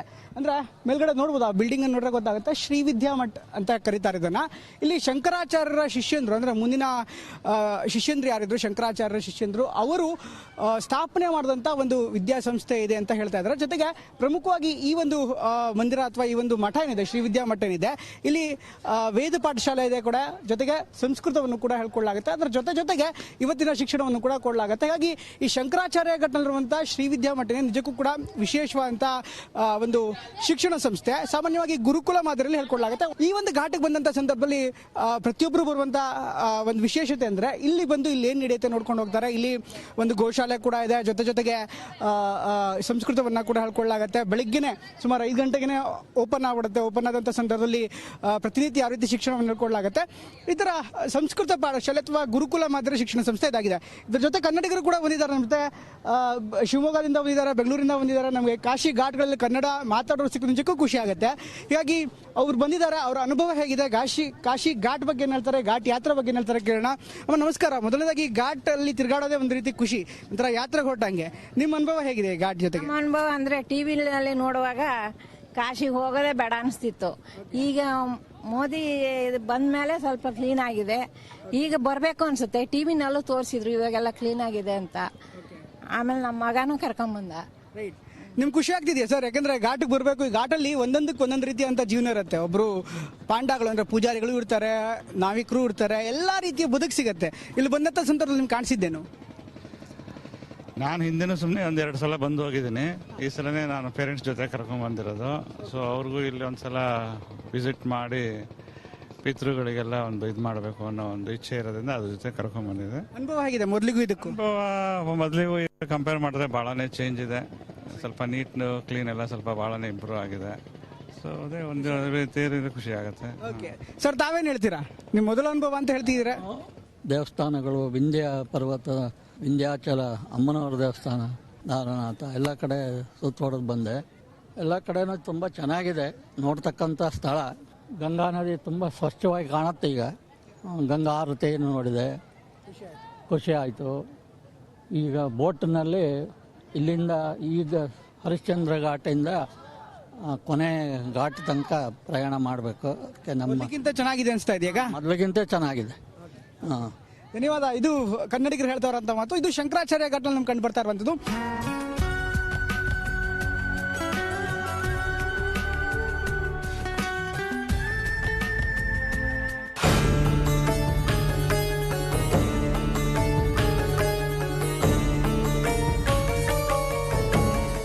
ಕಾಶಿ ಘಾಟ್ ಯಾತ್ರೆಗೆ ಚೌಕಿ ಘಾಟ್ಗೆ ಬಂದು ತಲುಪಿದೆ. ಚೌಕಿ ಘಾಟ್ನಲ್ಲಿ ಹೆಚ್ಚಾಗಿ ನಮಗೆ ಈ ನೌಕೆಗಳು ಅಥವಾ ದೋಣಿಗಳೇನಿದೆ, ದೋಣಿಗಳು ಕಾಣಸಿಗುತ್ತೆ. ಸಾಮಾನ್ಯವಾಗಿ ಈ ಘಾಟ್ ಏನಿದೆ ಇಲ್ಲಿ ನಿಷದ್ ಕಮ್ಯುನಿಟಿ ಅಂತ ಹೇಳ್ತಾರೆ. ಅಂದ್ರೆ ಈ ನಾವಿಕರ ಸಮಾಜ ಅಥವಾ ಕರ್ನಾಟಕದ ಮಟ್ಟಿಗೆ ಹೇಳಬೇಕು ಅಂದ್ರೆ ಗಂಗಾ ಮತಸ್ಥರು ಅಂತ ಯಾರು ಇರ್ತಾರೆ ಅಂಥವ್ರ ಸಮಾಜ. ಹೆಚ್ಚಾಗಿ ಗಂಗಾ ನದಿನ ನಂಬ್ಕೊಂಡು ಜೀವನ ಮಾಡ್ತಾ ಇರುವಂಥವ್ರು ಇವ್ರು ನಿಷದ್ ಸಮಾಜದವರು. ಸಾಮಾನ್ಯವಾಗಿ ನೌಕೆಯನ್ನ ತಯಾರು ಮಾಡೋದಿರ್ಬೋದು ಅಥವಾ ದೋಣಿಯನ್ನ ತಯಾರು ಮಾಡೋದಿರ್ಬೋದು, ದೋಣಿಯನ್ನ ರಿಪೇರಿ ಮಾಡೋದಿರ್ಬೋದು ಅಂತ ಸಮುದಾಯದವ್ರು ನೋಡ್ಬೋದು. ಈಗ ಒಂದು ದೊಡ್ಡ ಬೋಟ್ ಇದೆ. ಒಂದು ವಿಶೇಷತೆ ಅಂದ್ರೆ ವಾರಣಾಸಿಯ ದೋಣಿಗೆ ಸಾಕಷ್ಟು ಹೆಸರುವಾಸಿ ಕೂಡ ಅನೇಕರಿಗೆ ಗೊತ್ತಿಲ್ಲ. ವಾರಣಾಸಿಯಲ್ಲಿ ಮೊದಲಿಂದಲೂ ಕೂಡ ಸಾಕಷ್ಟು ವರ್ಷಗಳಿಂದ ಅಂದರೆ ರಾಜ ಮಹಾರಾಜರ ಕಾಲದಿಂದಲೂ ಕೂಡ ಇಲ್ಲಿ ದೋಣಿಗಳನ್ನ, ನೌಕೆಗಳನ್ನ ತಯಾರು ಮಾಡಲಾಗ್ತಾ ಇತ್ತು. ಇಲ್ಲಿನ ಆ ನಿಷದ್ ಸಮುದಾಯ ಏನಿದೆ ಪ್ರತಿನಿತ್ಯ ಅವ್ರ ಕೆಲಸನೇ ದೋಣಿ ಮಾಡುವಂಥದ್ದಿರ್ಬೋದು, ದೋಣಿ ರಿಪೇರಿ ಮಾಡುವಂಥದ್ದಿರ್ಬೋದು. ಹಾಗಾಗಿ ಗಂಗೆ ಘಾಟಲ್ಲಿ ಬಂದರೆ ಕೇವಲ ಧರ್ಮ ಅಥವಾ ಧಾರ್ಮಿಕತೆ ಅಥವಾ ಶ್ರದ್ಧೆ ಅಷ್ಟೇ ಅಲ್ಲ, ಜನಜೀವನ ಕೂಡ ನಮ್ಗೆ ಕಾಣುತ್ತೆ. ರಾಧೇಶ್ಯಾಮ್ ಇದ್ದಾರೆ. ರಾಧೇಶ್ಯಾಮ್ ಸಾಕಷ್ಟು ವರ್ಷಗಳಿಂದ ಈ ಒಂದು ಕೆಲಸ ಮಾಡ್ಕೊಂಡೇ ಬರ್ತಾ ಇದ್ದಾರೆ. ಅವ್ರ ಜೊತೆ ಮಾತಾಡೋಣ. राधेश्याम जी प्रणाम आपको. पहला आपको क्या लग रहा है, मतलब आप तो परंपरागत ये काम कर रहे हैं, अभी घाट के बारे में क्या करना चाहते हैं? आप सालों से इधर है, घाट में कुछ फर्क आया क्या? बहुत फर्क, घाट अभी बन रहा है, देखिए रिपेयरिंग हो रहा है इधर भी साइड में, पूरा घाट का रिपेयरिंग हो रहा है. घाट 50-200 कम से कम कर्मचारी लगे हैं, फूल माला ये सब गंगा सफाई के लिए. 10 टो नाव लगा हुआ है. घाट कचरा उठा के अब ले जा रहे हैं उधर. बहुत काम हो रहा है. आप तो नाव वाले हैं, आपको पता है टूरिस्ट लोग आते हैं, वो क्या बोलते हैं? आपका नाव धंधा कैसा चल रहा है अभी? नाव धंधा बढ़िया चलता है. यहाँ थोड़ा अभी गर्मी की सीजन है, थोड़ा संजय से सुबह शाम चलता है, दिन भर कम चलता है इसमें. ರಾಧೇಶ್ಯಾಮ್ ಹೇಳ್ತಾ ಇರುವಂತ ಮಾತೇನಂದ್ರೆ, ನಾವೆಲ್ಲರೂ ಕೂಡ ಖುಷಿಯಾಗಿದ್ದೀವಿ, ಸಾಕಷ್ಟು ಬದಲಾವಣೆ ಆಗಿದೆ. ಇಲ್ಲಿ ಕೇವಲ ವ್ಯಾಪಾರ ಅಷ್ಟೇ ಅಲ್ಲ, ಜನಜೀವನದಲ್ಲೂ ಕೂಡ ಸಾಕಷ್ಟು ಬದಲಾವಣೆ ಆಗಿದೆ ಅನ್ನುವಂತ ಮಾತನ್ನ ಹೇಳ್ತಾ ಇದ್ದಾರೆ. ಇದು ಚೌಕಿ ಘಾಟ್ ಆದ್ರೆ ಮತ್ತೊಂದು ಘಾಟಿಗೆ ಕರ್ಕೊಂಡು ಹೋಗ್ತೀನಿ, ಅಲ್ಲಿನ ವಿಶೇಷತೆಯನ್ನು ತೋರಿಸ್ತೀನಿ ಬನ್ನಿ. ಸಂಜೆ ಆಯಿತು ಅಂದರೆ ಕಾಶಿಯ ಘಾಟ್ಗಳಲ್ಲಿ ಹೊಸ ಹೊಸ ರಂಗು ಅನಾವರಣ ಆಗುತ್ತೆ, ಹೊಸ ಹೊಸ ಬಣ್ಣಗಳ ಅನಾವರಣ ಆಗುತ್ತೆ. ಅದರಲ್ಲೂ ಕೇವಲ ಧಾರ್ಮಿಕ ಶ್ರದ್ಧೆ ಅಥವಾ ವ್ಯಾಪಾರ ಇನ್ನಿತರ ಜೀವನ ಅಲ್ಲ, ಇಲ್ಲೊಂದು ಇತಿಹಾಸ, ಚರಿತ್ರೆ, ಕೋಟೆ ಕೊತ್ತಲುಗಳು ಕೂಡ ಇದೆ. ನಾನೀಗ ಚೌಕಿ ಘಾಟ್ನಿಂದ ರಾಜಾಘಾಟ್ಗೆ ಬಂದಿದ್ದೀನಿ. ಈ ರಾಜಾಘಾಟ್ನ ಸ್ಪೆಷಾಲಿಟಿ ಹೇಳೋದಾದ್ರೆ, ಇದು ಇಂದೂರ್ ಮಹಾರಾಜನ ಒಂದು ಕೋಟೆ ಆಗಿತ್ತು. ಅಂದರೆ ಕೋಟೆ ಅಂದರೆ ಕೇವಲ ಪ್ಯಾಲೇಸ್ ಅಷ್ಟೇ ಅಲ್ಲ, ಕೋಟೆ ಒಳಗಡೆ ನಾನಾ ರೀತಿಯಂಥ ವ್ಯವಸ್ಥೆಗಳು ಕೂಡ ಇದು. ಈಗ ಒಳಗಡೆ ಯಾರಿಗೂ ಕೂಡ ಎಂಟ್ರಿ ಬಿಡ್ತಾ ಇಲ್ಲ, ಯಾಕಂದರೆ ಸದ್ಯಕ್ಕೆ ಈ ಒಂದು ಕೋಟೆ ಏನಿದೆ ಅದನ್ನು ರಾಜಾಘಾಟ್ ಅಂತ ಕರೀತಾರೆ. ಇದರ ಹಿನ್ನೆಲೆ ಹೇಳೋದಾದರೆ, ಅಮೃತರಾವ್ ಪೇಶ್ವೆ ಹವೇಲಿ ಅಂತಲೂ ಕೂಡ ಕರೀತಾರೆ. ಅಂದರೆ ಇಂದೋರ್ನ ರಾಜ ಯಾರಿದ್ದ ಅಮೃತರಾವ್ ಪೇಶ್ವೆ ಅಂತ, ಆತ ಇದನ್ನು ಸುಮಾರು 200 ವರ್ಷಗಳ ಹಿಂದೆ ಕಟ್ಟಿಸಿದ್ದ ಅನ್ನುವಂಥ ಮಾತಿದೆ. ಹೀಗಾಗಿ ಅವನು ಆರಂಭದಲ್ಲಿ ಪ್ಯಾಲೇಸ್ ಮಾದರಿಯಲ್ಲೇ ಕಟ್ಟಿಸಿದ್ದ. ಅದಾದ ನಂತರ ಶತ್ರುಗಳ ಆಕ್ರಮಣ ಕೂಡ ಆಗ್ತಾ ಇತ್ತು. ಈ ಹಿನ್ನೆಲೆಯಲ್ಲಿ ಇದನ್ನ ಕೋಟೆ ಮಾದರಿಯಲ್ಲಿ ನಿರ್ಮಾಣ ಆಯಿತು. ಸದ್ಯಕ್ಕೆ ಇದನ್ನ ಖಾಸಗಿ ಹೋಟೆಲ್ ಬಂದು ಇದನ್ನ ಖರೀದಿ ಮಾಡಿದೆ. ಹೀಗಾಗಿ ಈ ಕೋಟೆಯ ಹಿನ್ನೆಲೆ ಏನಿದೆ, ಯಾವ ತರ ಇದೆ, ಇದ್ರ ಬಗ್ಗೆ ಮಾತಾಡೋಣ. ಇಲ್ಲಿನ ಗೈಡ್ ಇದ್ದಾರೆ ಗೋಪಾಲ್ ಮಿಶ್ರಾ ಅಂತ, ಅವ್ರ ಜೊತೆ ಮಾತಾಡೋಣ. ಮಿಶ್ರಾ जी, आप ये हवेली का इतिहास क्या है? इंदौर के महाराजा ने बनवाया था और इनका पेशवा टाइटल था. Due to Peshwa tiles we call this ghat Raja Ghat. Raja Ghat is not very important, but important person in Varanasi who built these ghats. ये जो जिन्होंने बनवाया उनके नाम से ये राजा घाट जाना जाता है. और nowadays इसको क्लार्क होटल वालों ने खरीद रखा है. So they maintain this haveli by the Clark's hotels. ಈ ಹವೇಲಿ ಏನಿದೆ ಅಂದರೆ ಪ್ಯಾಲೇಸ್ ಮಾದರಿಯ ಒಂದು ಕಟ್ಟಡ ಏನಿದೆ, ಇದನ್ನು ಸದ್ಯಕ್ಕೆ ಈಗ ಖಾಸಗಿ ಕಂಪನಿ ಒಂದು ಖರೀದಿ ಮಾಡಿ ಅದನ್ನು ಮ್ಯಾನೇಜ್ ಮಾಡ್ತಾರೆ. ಒಳಗಡೆ ಯಾರಿಗೂ ಕೂಡ ಅಷ್ಟು ಈಸಿಯಾಗಿ ಬಿಡಲ್ಲ, ಯಾಕಂದರೆ ಸಂಪೂರ್ಣವಾಗಿ ನೋಡ್ಬೋದು ಹಳೆ ಕಾಲದ ಕೋಟೆಗಳು ಹೆಂಗಿತ್ತು ಅದೇ ಮಾದರಿಯಲ್ಲಿ ಇದನ್ನು ನಿರ್ಮಾಣ ಮಾಡಲಾಗಿದೆ. ವಿದೇಶಿಯರು ಕೂಡ ಜಾಸ್ತಿ ಇಲ್ಲಿ ಬರ್ತಾರೆ. ಇಲ್ಲಿ ಬಂದಂಥ ಸಂದರ್ಭ ಅವರಿಗೂ ಕೂಡ ಈ ಘಾಟನ್ನು ನೋಡೋದಂದ್ರೆ ತುಂಬ ಖುಷಿ ಆಗುತ್ತೆ. ಅದರಲ್ಲೂ ರಾತ್ರಿ ಹೊತ್ತು ಬಂದಂಥ ಸಂದರ್ಭ ಇನ್ನೂ ಖುಷಿ ಆಗುತ್ತೆ, ಯಾಕಂದರೆ ಲೈಟಿಂಗ್ ಏನಿದೆ, ಈ ಕಟ್ಟಡದ ಲೈಟಿಂಗ್ ನಿಜಕ್ಕೂ ಖುಷಿ ಕೊಡುತ್ತೆ. ಕೇವಲ ಘಾಟ್ನಲ್ಲಿ ದೋಣಿ ವಿಹಾರ ಮಾಡೋದಷ್ಟೇ ಅಲ್ಲ, ಅಥವಾ ಇಲ್ಲಿ ಯಾವುದೋ ಇನ್ನಿತರ ಬೇರೆ ಬೇರೆ ವಿಚಾರಗಳು ಅಥವಾ ನಡ್ಕೊಂಡು ಹೋಗೋದಷ್ಟೇ, ಈ ಘಾಟನ್ನು ರಾತ್ರಿ ಹೊತ್ತು ಬಂದಂಥ ಸಂದರ್ಭದಲ್ಲಿ ಅಥವಾ ರಾತ್ರಿ ಹೊತ್ತು ಇಲ್ಲೊಂದು ಮಾತಾಡ್ತಾ ಇದ್ದಂಥ ಸಂದರ್ಭದಲ್ಲಿ ಹೇಗೆ ಘಾಟ್ನಲ್ಲಿ ನಡ್ಕೊಂಡು ಹೋಗ್ತಾ ಇದ್ರೆ ಈ ಘಾಟ್ ಅದು ಈ ಕಟ್ಟಡ ಏನಿದೆ ನಿಜಕ್ಕೂ ಆಕರ್ಷಣೀಯವಾಗಿದೆ. ಈ ಒಂದು ಕಾರಣಕ್ಕೋಸ್ಕರ ರಾಜಾ ಘಾಟ್ ಸುತ್ತ ಎಲ್ಲರೂ ಬರ್ತಾರೆ, ಮಾತಾಡ್ತಾರೆ. ನೋಡ್ಬೋದು ಪ್ರತಿನಿತ್ಯ ಸಂಜೆ ಆದ್ರೆ ಸಾಕು ಎಲ್ಲರೂ ಇಲ್ಲಿ ಬಂದು ಕೂತ್ಕೊಂಡಿರ್ತಾರೆ. ಜೊತೆಗೆ ಕೂತ್ಕೊಳ್ಳೋಕ್ಕೂ ಕೂಡ ತುಂಬ ದೊಡ್ಡದಾದಂಥ ಜಾಗ ಕೂಡ ಇದೆ. ಹೀಗಾಗಿ ಈ ಒಂದು ಕಾರಣ ತುಂಬ ಐತಿಹಾಸಿಕವಾಗಿ ಅಷ್ಟೊಂದು ಮಹತ್ವ ಇಲ್ಲದೇ ಇದ್ರೂ ಕೂಡ ಈ ಘಾಟ್ ಕಟ್ಟಡದಿಂದ ಸಾಕಷ್ಟು ಮನಸ್ಸನ್ನು ಸೆಳೀತದೆ. ಇದು ರಾಜಾ ಘಾಟ್ನ ಕತೆ. ಮುಂದೆ ಮತ್ತೊಂದು ಘಾಟ್ಗೆ ಹೋಗೋಣ, ಅಲ್ಲಿ ಹೇಗಿದೆ ನೋಡೋಣ ಬನ್ನಿ. ನನಗೆ ಕಾಶಿ ಘಾಟ್ನಲ್ಲಿರುವಂಥ ಒಂದು ಟ್ರೆಡಿಷನಲ್ ಆಗಿರುವಂಥ ಮನೆಗೆ ಬಂದಿದ್ದೀನಿ. ಈಗ ಒಂದು ರೆಸ್ಟೋರೆಂಟ್ ಆಗಿ ಪರಿವರ್ತನೆ ಆಗಿದೆ. ನೋಡ್ಬೋದು, ಇದು ವಾತಾವರಣ ನೋಡಿದ್ರೆ ನಿಮಗೆ ಖುಷಿ ಕೊಡುತ್ತೆ. ಯಾಕಂದರೆ ನಾವು ಸಾಮಾನ್ಯವಾಗಿ ಕಾಶಿಯ ಮನೆ ಒಳಗಡೆ ಹೋದರೆ, ಅದು ಘಾಟ್ನಲ್ಲಿರುವಂಥ ಮನೆಗಳೊಳಗಡೆ ಹೋದರೆ ತುಂಬ ಚಿಕ್ಕದಾಗಿರುತ್ತೆ, ಗಲ್ಲಿಲಿರುತ್ತೆ, ತುಂಬ ಕಿರಿದಾದಂಥ ರೂಮ್ಗಳಿರುತ್ತೆ, ಕಿರಿದಾದಂಥ ಎಲ್ಲ ವ್ಯವಸ್ಥೆ ಇರುತ್ತೆ. ಇಂಥರ ಒಂದು ಕಿರಿದಾದಂಥ ಒಂದು ಮನೆಯಲ್ಲೇ ಒಂದು ವಿಶೇಷವಾದಂಥ ಒಂದು ರೆಸ್ಟೋರೆಂಟನ್ನು ಕೂಡ ಮಾಡಲಾಗಿದೆ. ಸಾಮಾನ್ಯವಾಗಿ ಫಾರಿನರ್ಸ್ ಹೆಚ್ಚಾಗಿ ಬರ್ತಾರೆ, ಅದು ಕೂಡ ಸೀಸನ್ ಇದ್ದ ತುಂಬ ಫಾರಿನರ್ಸ್ ಬರ್ತಾರೆ.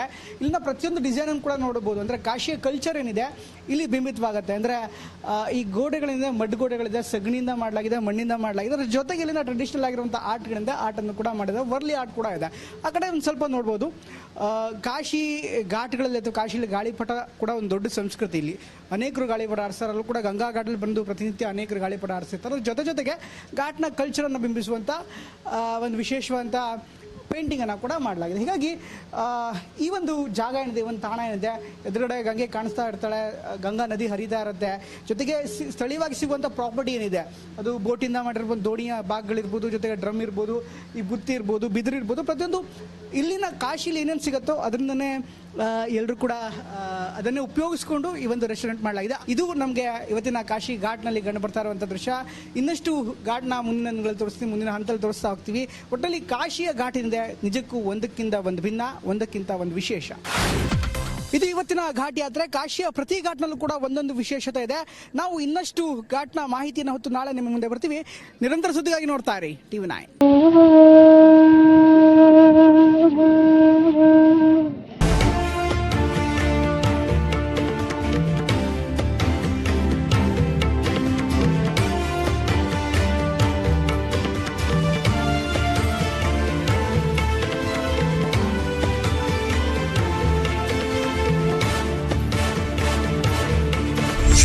ಘಾಟ್ ಯಾತ್ರೆಯಲ್ಲಿ ನಮಗೆ ಸಿಗುವಂತ ಮತ್ತೊಂದು ಪ್ರಮುಖವಾದಂತಹ ಘಾಟ್ ಅಂದ್ರೆ ಅದು ಜಾನಕಿ ಘಾಟ್. ಈ ಜಾನಕಿ ಘಾಟ್ನ ವಿಶೇಷತೆ ಬಗ್ಗೆ ಹೇಳಲೇಬೇಕು. ಯಾಕಂದ್ರೆ ಘಾಟ್ನ ಅನೇಕ ಕಥೆಗಳಿವೆ. ಮೊದಲನೇದಾಗಿ ಜಾನಕಿ ಎನ್ನುವಂತ ಹೆಸರು ಯಾಕೆ ಬಂತು ಅಂದ್ರೆ ಮಾತೆ ಸೀತಾದೇವಿಯಿಂದ ಘಾಟ್ಗೆ ಹೆಸರು ಬಂತು ಅಂತ ಕೆಲವರು ಹೇಳ್ತಾರೆ. ಅದರಲ್ಲೂ ಕೂಡ ಇಲ್ಲಿ ಘಾಟ್ನಲ್ಲಿರುವಂತಹ ಅನೇಕ ಪಾಂಡಗಳಿರ್ಬೋದು ಅಥವಾ ಸ್ಥಳೀಯರು ಮಾತೆ ಸೀತಾದೇವಿಯಿಂದ ಈ ಹೆಸರು ಬಂತು ಅನ್ನುವಂಥ ಮಾತನ್ನ ಹೇಳ್ತಾರೆ. ಆದ್ರೆ ಈ ಘಾಟ್ನ ಬಿಲ್ಡಿಂಗ್ ಅನ್ನ ಜೊತೆಗೆ ಇದರ ಚರಿತ್ರೆಯನ್ನ ಸ್ವಲ್ಪ ನೋಡಿದಂಥ ಸಂದರ್ಭದಲ್ಲಿ ನಮಗೆ ಬೇರೆದೇ ಕತೆ ಅಥವಾ ಬೇರೆದೇ ಮಾಹಿತಿ ನಮಗೆ ಸಿಗುತ್ತೆ. ಅದೇನಪ್ಪಾ ಅಂದ್ರೆ ಈ ಜಾನಕಿ ಎನ್ನುವಂತ ಹೆಸರು ಸೀತಾದೇವಿಯಿಂದ ಬಂದಿದ್ದಲ್ಲ, ಬದಲಾಗಿ ಜಾನಕಿ ಎಂಬುವಂತ ಒಬ್ಬ ಮಹಿಳೆ ಏನಿದ್ಲು, ಬಿಹಾರದ ಮೂಲದ ಮಹಿಳೆ ಆಗಿದ್ರು, ಜೊತೆಗೆ ರಾಜ ಕುಟುಂಬಕ್ಕೆ ಇದ್ದಂಥ ಮಹಿಳೆ ಆಗಿದ್ಲು. ಆ ರಾಜ ಕುಟುಂಬದಲ್ಲಿ ಇದ್ದಂಥ ಮಹಿಳೆ ಏನಿದ್ರು ಈ ಒಂದು ಸ್ಥಳಕ್ಕೆ ಬಂದು ಅಥವಾ ಈ ಘಾಟ್ನಲ್ಲಿ ತಮ್ಮ ಕೊನೆಯ ದಿನಗಳನ್ನು ಕಳೀತಾರೆ. ಜೊತೆಗೆ ಈ ಒಂದು ಕಟ್ಟಡ ಏನಿದೆ, ಈ ಕಟ್ಟಡವನ್ನು ಇಲ್ಲೇ ಕಳಿಸಿ ತಮ್ಮ ಕೊನೆಯ ದಿನಗಳನ್ನು ಇಲ್ಲೇ ಕಳೆದಿದ್ದಾರೆ. ಈ ಕಾರಣಕ್ಕೋಸ್ಕರ ಜೊತೆಗೆ ಈ ಘಾಟನ್ನು ಅವರು ಅಭಿವೃದ್ಧಿ ಮಾಡಿದ್ದಾರೆ. ಈ ಒಂದು ಕಾರಣಕ್ಕೋಸ್ಕರ ಈ ಘಾಟ್ಗೆ ಜಾನಕಿ ಘಾಟ್ ಅಂತ ಹೆಸರಿಡಲಾಗಿದೆ. ನೋಡೋದಕ್ಕೆ ಆರಂಭದಲ್ಲಿ ಇದು ದೇವಸ್ಥಾನ ತರ ಕಂಡ್ರೂ ಕೂಡ ಕೇವಲ ದೊಡ್ಡದಾದಂಥ ಮಹಲ್ ತರ ಇದೆ, ಅಥವಾ ಒಳಗಡೆ ಹೋಗ್ಬೋದು, ಅಲ್ಲಿ ಮೆಟ್ಲುಗಿಟ್ಲೆಲ್ಲ ಇದೆ. ಅದಕ್ಕೆ ಸದ್ಯಕ್ಕೆ ಲಾಕ್ ಮಾಡಲಾಗಿದೆ. ಬಿಹಾರದ ಮಹಿಳೆ ಇಲ್ಲಿ ಬಂದು ಈ ಘಾಟನ್ನು ಅಭಿವೃದ್ಧಿಪಡಿಸಿ ಅದಾದ್ಮೇಲೆ ಈ ಒಂದು ಕಟ್ಟಡ ಕಟ್ಟಿದಂತ ಹಿನ್ನೆಲೆಯಲ್ಲಿ ಇದನ್ನ ಜಾನಕಿ ಘಾಟ್ ಅಂತ ಕರೆಯಲಾಗುತ್ತೆ. ಇದು ಜಾನಕಿ ಘಾಟ್ ಕಥೆ ಆದ್ರೆ ಮುಂದೆ ಮತ್ತೊಂದು ಘಾಟ್ಗೆ ಹೋಗೋಣ. ಅಲ್ಲಿಯ ವಿಶೇಷತೆ ಏನು, ಅಲ್ಲಿನ ಜನಜೀವನ ಹೇಗಿದೆ ನೋಡೋಣ ಬನ್ನಿ.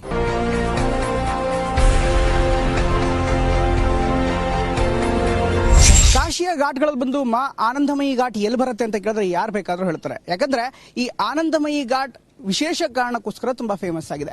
ನಾನೀಗ ಮಾ ಆನಂದಮಯಿ ಘಾಟ್ನಲ್ಲಿದ್ದೀನಿ. ಈ ಘಾಟ್ಗೆ ಈ ಹೆಸರು ಬರೋಕ್ಕೂ ಕೂಡ ಒಂದು ಹಿನ್ನೆಲೆ ಕೂಡ ಇದೆ, ಅದ್ರ ಬಗ್ಗೆ ಕೂಡ ಹೇಳ್ತೀನಿ. ನೋಡ್ಬೋದು, ಒಂದು ಆಶ್ರಮ ಇದೆ ಮೇಲ್ಗಡೆಯಲ್ಲಿ, ಜೊತೆಗೆ ಈ ಆಶ್ರಮಕ್ಕೆ ಅದರದೇ ಆದಂಥ ಮಹತ್ವ ಕೂಡ ಇದೆ. ಇಲ್ಲಿ ನೋಡ್ಬೋದು, ಈಗಾಗಲೇ ನೀವು ನೋಡ್ತಾ ಇದ್ದೀರಾ ಆನಂದಮಯಿ ಘಾಟ್ ಅನ್ನುವಂಥ ಬೋರ್ಡ್ ಕೂಡ ಇದೆ. ಇದರ ಜೊತೆಗೆ ಮೇಲ್ಗಡೆ ಒಂದು ದೇವಸ್ಥಾನ ಇದೆ, ಹಾಗೆ ಆಶ್ರಮ ಇದೆ. ಕೇವಲ ಧಾರ್ಮಿಕ ಕಾರಣಕ್ಕೋಸ್ಕರ ಅಷ್ಟೇ ಅಲ್ಲ ಈ ಆನಂದಮಯಿ ಅಥವಾ ಮಾತಾ ಆನಂದಮಯಿ ಫೇಮಸ್ ಆಗಿರುವಂಥದ್ದು. ವಾರಣಾಸಿಯ ಸುತ್ತಮುತ್ತ ಈ ವಾರಣಾಸಿಯ ಮದರ್ ತೆರೇಸಾ ಅಂತಾನೆ ಮಾ ಆನಂದಮಯಿ ಅವರಿಗೆ ಕರೀತಾರೆ. ಯಾಕಂದ್ರೆ ಶಿಕ್ಷಣ ವಿಚಾರದಲ್ಲಿ ಇರ್ಬೋದು, ಅದರಲ್ಲೂ ಮಹಿಳೆಯರ ಹಾಗೂ ವಿದ್ಯಾರ್ಥಿನಿಯರ ಶಿಕ್ಷಣಕ್ಕೆ ಸಂಬಂಧಪಟ್ಟಂತೆ ಸಾಕಷ್ಟು ಕೆಲಸ ಮಾಡಿದ್ದಾರೆ. ಜೊತೆಗೆ ಆರೋಗ್ಯ ವಿಭಾಗದಲ್ಲೂ ಅಥವಾ ಆರೋಗ್ಯ ಕ್ಷೇತ್ರದಲ್ಲೂ ಕೂಡ ಇವರು ವಿಶೇಷವಾದಂತ ಕೊಡುಗೆಯನ್ನು ನೀಡಿದ್ದಾರೆ. ಹೀಗಾಗಿ ಅವರ ಆಶ್ರಮ ಎಲ್ಲ ಇದೆ, ಜೊತೆಗೆ ಒಂದು ಶಾಲೆ ಕೂಡ ಇದೆ. ಅಂದ್ರೆ ಶಾಲೆ ಈಗ ಇಲ್ಲಿಂದ ಸ್ಥಳಾಂತರ ಆಗಿದೆ, ಬೇರೆಡೆಗೆ ಶಾಲೆ ಆಗಿದೆ. ಅವರ ಸೇವೆಯನ್ನ ಪರಿಗಣಿಸಿ ಅವರು ಈ ಘಾಟನ್ನು ಅಭಿವೃದ್ಧಿ ಕೂಡ ಮಾಡಿದ್ರು. ಅದೇ ಕಾರಣಕ್ಕೋಸ್ಕರ ಇದಕ್ಕೆ ಮಾ ಆನಂದಮಯಿ ಘಾಟ್ ಅನ್ನುವಂತ ಹೆಸರನ್ನ ಕೂಡ ಇಡಲಾಗಿದೆ. ಮುಂದೆ ಬೇರೆ ಘಾಟ್ಗಳು ಕೂಡ ಇದೆ, ಅಲ್ಲೂ ಹೋಗೋಣ, ಅಲ್ಲಿನ ವಿಶೇಷತೆಯನ್ನು ತಿಳ್ಕೊಳ್ಳೋಣ, ಜೊತೆಗೆ ರಾಜಕೀಯ ಚರ್ಚೆ ಕೂಡ ಮಾತನಾಡೋಣ ಬನ್ನಿ.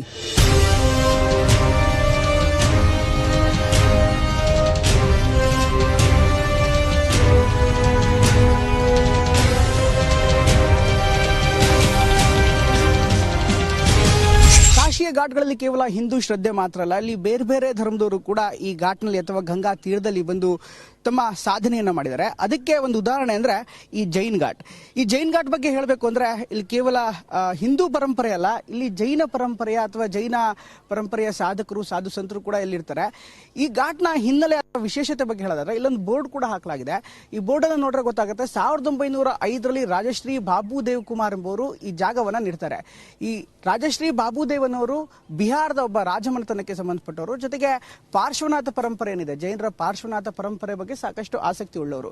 ಈ ಒಂದು ಜಾಗಕ್ಕೆ ಪಾರ್ಶ್ವನಾಥರು ಬಂದಿದ್ರು. ಜೊತೆಗೆ ಹಿಂದೆ ಪೌರಾಣಿಕವಾಗಿ ಹೇಳೋದಾದ್ರೆ ಅಲ್ಲೂ ಕೂಡ ಬರೆಯಲಾಗಿದೆ, ಪಾರ್ಶ್ವನಾಥರು ಇಲ್ಲಿನ ಸ್ಥಳೀಯ ರಾಜನೊಬ್ಬ ಯಜ್ಞ ಯಾಗಾದಿಗಳನ್ನ ಮಾಡ್ತಾ ಇದ್ದ. ಯಜ್ಞ ಯಾಗಾದಿಗಳನ್ನ ಮಾಡ್ತಾ ಇರುವಂತಹ ಸಂದರ್ಭದಲ್ಲಿ ಹಾವನ್ನ ಹವಿಸ್ಸಾಗಿ ಅಂದ್ರೆ ಹೋಮಕ್ಕೆ ಹವಿಸ್ಸಾಗಿ ಹಾಕ್ತಾ ಇದ್ದ. ಆ ಸಂದರ್ಭದಲ್ಲಿ ಪಾರ್ಶ್ವನಾಥರು ಅದನ್ನ ನಿಲ್ಲಿಸಿ ಹಾವನ್ನ ಹೋಮಕ್ಕೆ ಹಾಕ್ಬೇಡ, ಹಾವನ್ನ ಸುಡಬಾರ್ದು ಅನ್ನುವಂತ ಅಡ್ವೈಸ್ ಕೂಡ ಮಾಡ್ತಾರೆ. ಅದಾದ ನಂತರ ಆ ಹೋಮಕ್ಕೆ ಹಾವನ್ನ ಆಹುತಿಯಾಗಿ ಹಾಕೋದನ್ನ ನಿಲ್ಲಿಸಲಾಗುತ್ತೆ.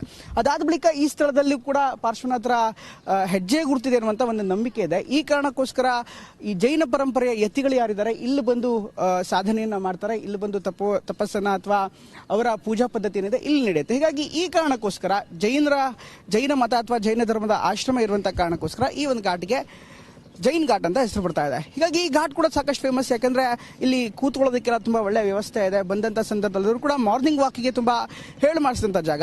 ನನ್ನ ಜೊತೆಗೆ ಕೆಲ BHU ವಿದ್ಯಾರ್ಥಿಗಳು ಅಂದ್ರೆ ಬನಾರಸ್ ಹಿಂದೂ ಯೂನಿವರ್ಸಿಟಿಯ ವಿದ್ಯಾರ್ಥಿಗಳು ಕೂಡ ಜಾಯ್ನ್ ಆಗ್ತಾ ಇದ್ದಾರೆ.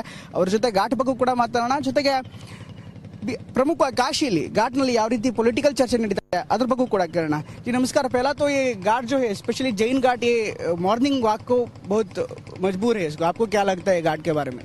हाँ, ये सारे यहाँ पे जितने भी घाट्स हैं सब घाट एक के बाद एक कंटिन्यूअस आते हैं, तो सभी मॉर्निंग वॉक के लिए तो काशी वालों के लिए समझिए एक प्रकार से उनके मॉर्निंग वॉक का एक अहम हिस्सा है घाट पे आना, सुबह गंगा को नमस्कार करना और इस प्रकार से अपने दिन की शुरुआत करना।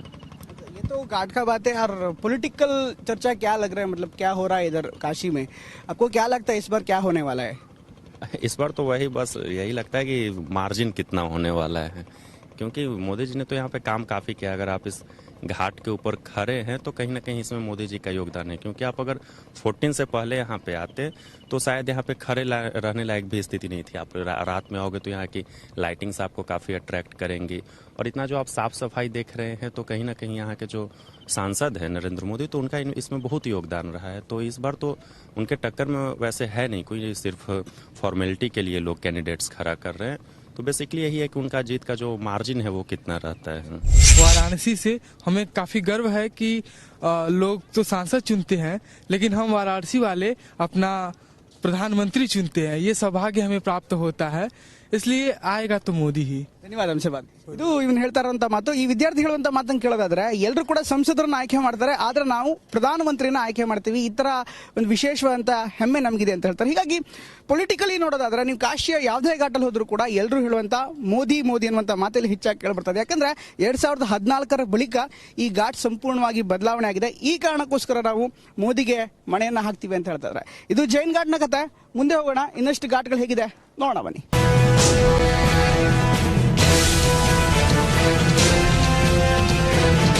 ನಾನೀಗ ಕಾಶಿಯ ನಿಷದ್ರಾಜ್ ಘಾಟ್ಗೆ ಬಂದಿದ್ದೀನಿ. ಈ ನಿಷದ್ರಾಜ್ ಘಾಟ್ ಬಗ್ಗೆ ಒಂದು ಮಾಹಿತಿ ಪ್ರಮುಖವಾಗಿದೆ. ಇದರ ಹಿನ್ನೆಲೆ ಅಥವಾ ಇದಕ್ಕೆ ಒಂದು ಕನೆಕ್ಷನ್ಸ್ ಬಗ್ಗೆ ಹೇಳೋದಾದ್ರೆ ರಾಮಾಯಣಕ್ಕೂ ಮತ್ತೆ ಈ ನಿಷದ್ರಾಜ್ ಘಾಟ್ಗೂ ಸಂಬಂಧ ಇದೆ ಅನ್ನುವಂಥ ಮಾತುಗಳು ಕೂಡ ಕೇಳಬರುತ್ತೆ. ಯಾಕಂದ್ರೆ ರಾಮಾಯಣದಲ್ಲಿ ನಮಗೆ ನಿಷದ್ರಾಜ್ ಎಂಬ ಒಬ್ಬ ನಾವಿಕ ಸಿಗ್ತಾನೆ. ಆ ನಾವಿಕನ ಹೆಸರಲ್ಲಿ ಅಥವಾ ನಾವಿಕನ ನೆನಪಿಗೋಸ್ಕರ ಅಥವಾ ನಾವಿಕನ ಒಂದು ಸಾಧನೆಗೋಸ್ಕರ ಅವರ ಸಮುದಾಯದವರು ಈ ಒಂದು ಘಾಟನ್ನ ಮಾಡಿದ್ದಾರೆ. ನಿಷದ್ರಾಜ ಗಂಗಾ ಮತಸ್ಥ ಆಗಿದ್ದ ಅಥವಾ ನಾವಿಕ ಆಗಿದ್ದ.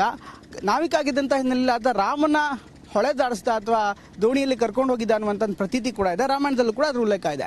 ಅದೇ ಕಾರಣಕ್ಕೋಸ್ಕರ ಈಗ ನಿಷದ್ ಕಮ್ಯುನಿಟಿ ಅಥವಾ ನಿಷದ್ ಸಮುದಾಯ ಅನ್ನುವಂಥ ಒಂದು ಪ್ರಮುಖವಾದಂಥ ಸಮುದಾಯ ಇದೆ. ಕರ್ನಾಟಕದಲ್ಲಿ ಹೇಗೆ ಗಂಗಾ ಮತಸ್ಥರಿರ್ತಾರೆ, ಹೀಗಾಗಿ ಉತ್ತರ ಪ್ರದೇಶದಲ್ಲಿ ಅದೇ ಮಾದರಿಯಲ್ಲಿ ನಿಷದ್ ಸಮುದಾಯ ಕೂಡ ಇದೆ.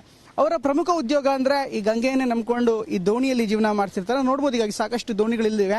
ಹೀಗಾಗಿ ನಿಷದ್ರಾಜ್ ಘಾಟ್ನಲ್ಲಿ ನಮ್ಗೆ ಹೆಚ್ಚಾಗಿ ನಾವಿಕರು ಸಿಗ್ತಾರೆ, ದೋಣಿಗಳು ಹೆಚ್ಚಾಗಿ ಕಾಣಸಿಗತ್ತೆ.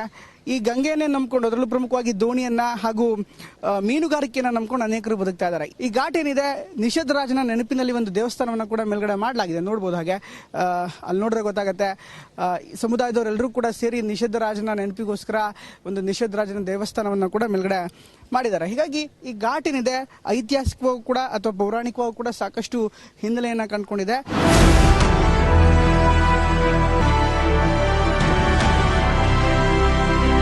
ನಾನೀಗ ವಾರಣಾಸಿಯ ಚೇತ್ ಸಿಂಗ್ ಘಾಟ್ನಲ್ಲಿದ್ದೀನಿ.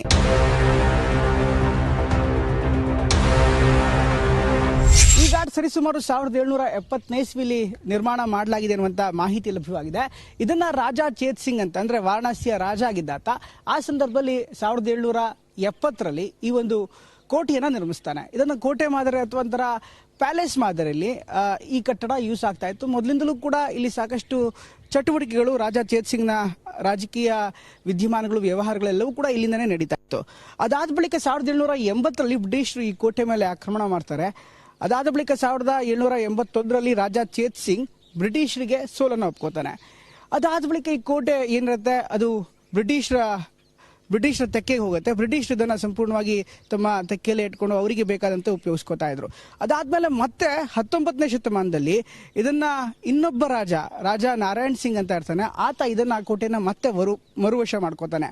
ಅಲ್ಲಿಂದ ಇಲ್ಲಿ ತನಕ ಈ ಕೋಟೆ ಹಾಗೆ ಇತ್ತು. ಆದ್ರೆ ಈ ರಾಜ ನಾರಾಯಣ್ ಸಿಂಗ್ನ ವಂಶಸ್ಥರು ಯಾರಿದ್ದಾರೆ ಅವರು ಈಗ ಈ ಕೋಟೆಯನ್ನ ನಾಗಾ ಸಾಧುಗಳ ಸಾಧನೆಗೋಸ್ಕರ ಯೂಸ್ ಮಾಡೋದಕ್ಕೆ ಅವಕಾಶವನ್ನು ನೀಡ್ತಾ ಇದ್ದಾರೆ. ಇಲ್ಲೊಂದು ಚಿತ್ರಣ ಕೂಡ ಇದೆ, ನೋಡ್ಬೋದು ನಾಗಾ ಸಾಧುಗಳು ಯಾವ ರೀತಿ ತಮ್ಮ ಸಾಧನೆಯನ್ನ ಮಾಡ್ತಾರೆ ಅದರ ಚಿತ್ರಣವನ್ನ ಇಲ್ಲಿ ಹಾಕಲಾಗಿದೆ. ಹೀಗಾಗಿ ನಾರಾಯಣ್ ಸಿಂಗ್ನ ಕುಟುಂಬ ಏನಿದೆ ಈ ಒಂದು ಕಟ್ಟಡವನ್ನ ಅಥವಾ ಈ ಒಂದು ಕೋಟೆ ಅಥವಾ ಈ ಒಂದು ಸ್ಥಳವನ್ನ ನಾಗಾ ಸಾಧುಗಳು ಅಥವಾ ನಿರಂಜನಿ ಅಖಾಡ ಅಂತಾನೂ ಕೂಡ ಕರೀತಾರೆ. ಅಂತ ಒಂದು ಅಖಾಡಗಳಿಗೆ ಈ ಒಂದು ಸ್ಥಳವನ್ನ ನೀಡಿ ಅಲ್ಲಿಂದ ಆಧ್ಯಾತ್ಮಿಕ ಕೇಂದ್ರವಾಗಿ ಅಥವಾ ಇತರ ನಾಗಾ ಸಾಧುಗಳ ಕೇಂದ್ರವಾಗಿ ಕೂಡ ಪರಿವರ್ತನೆ ಆಗುತ್ತೆ.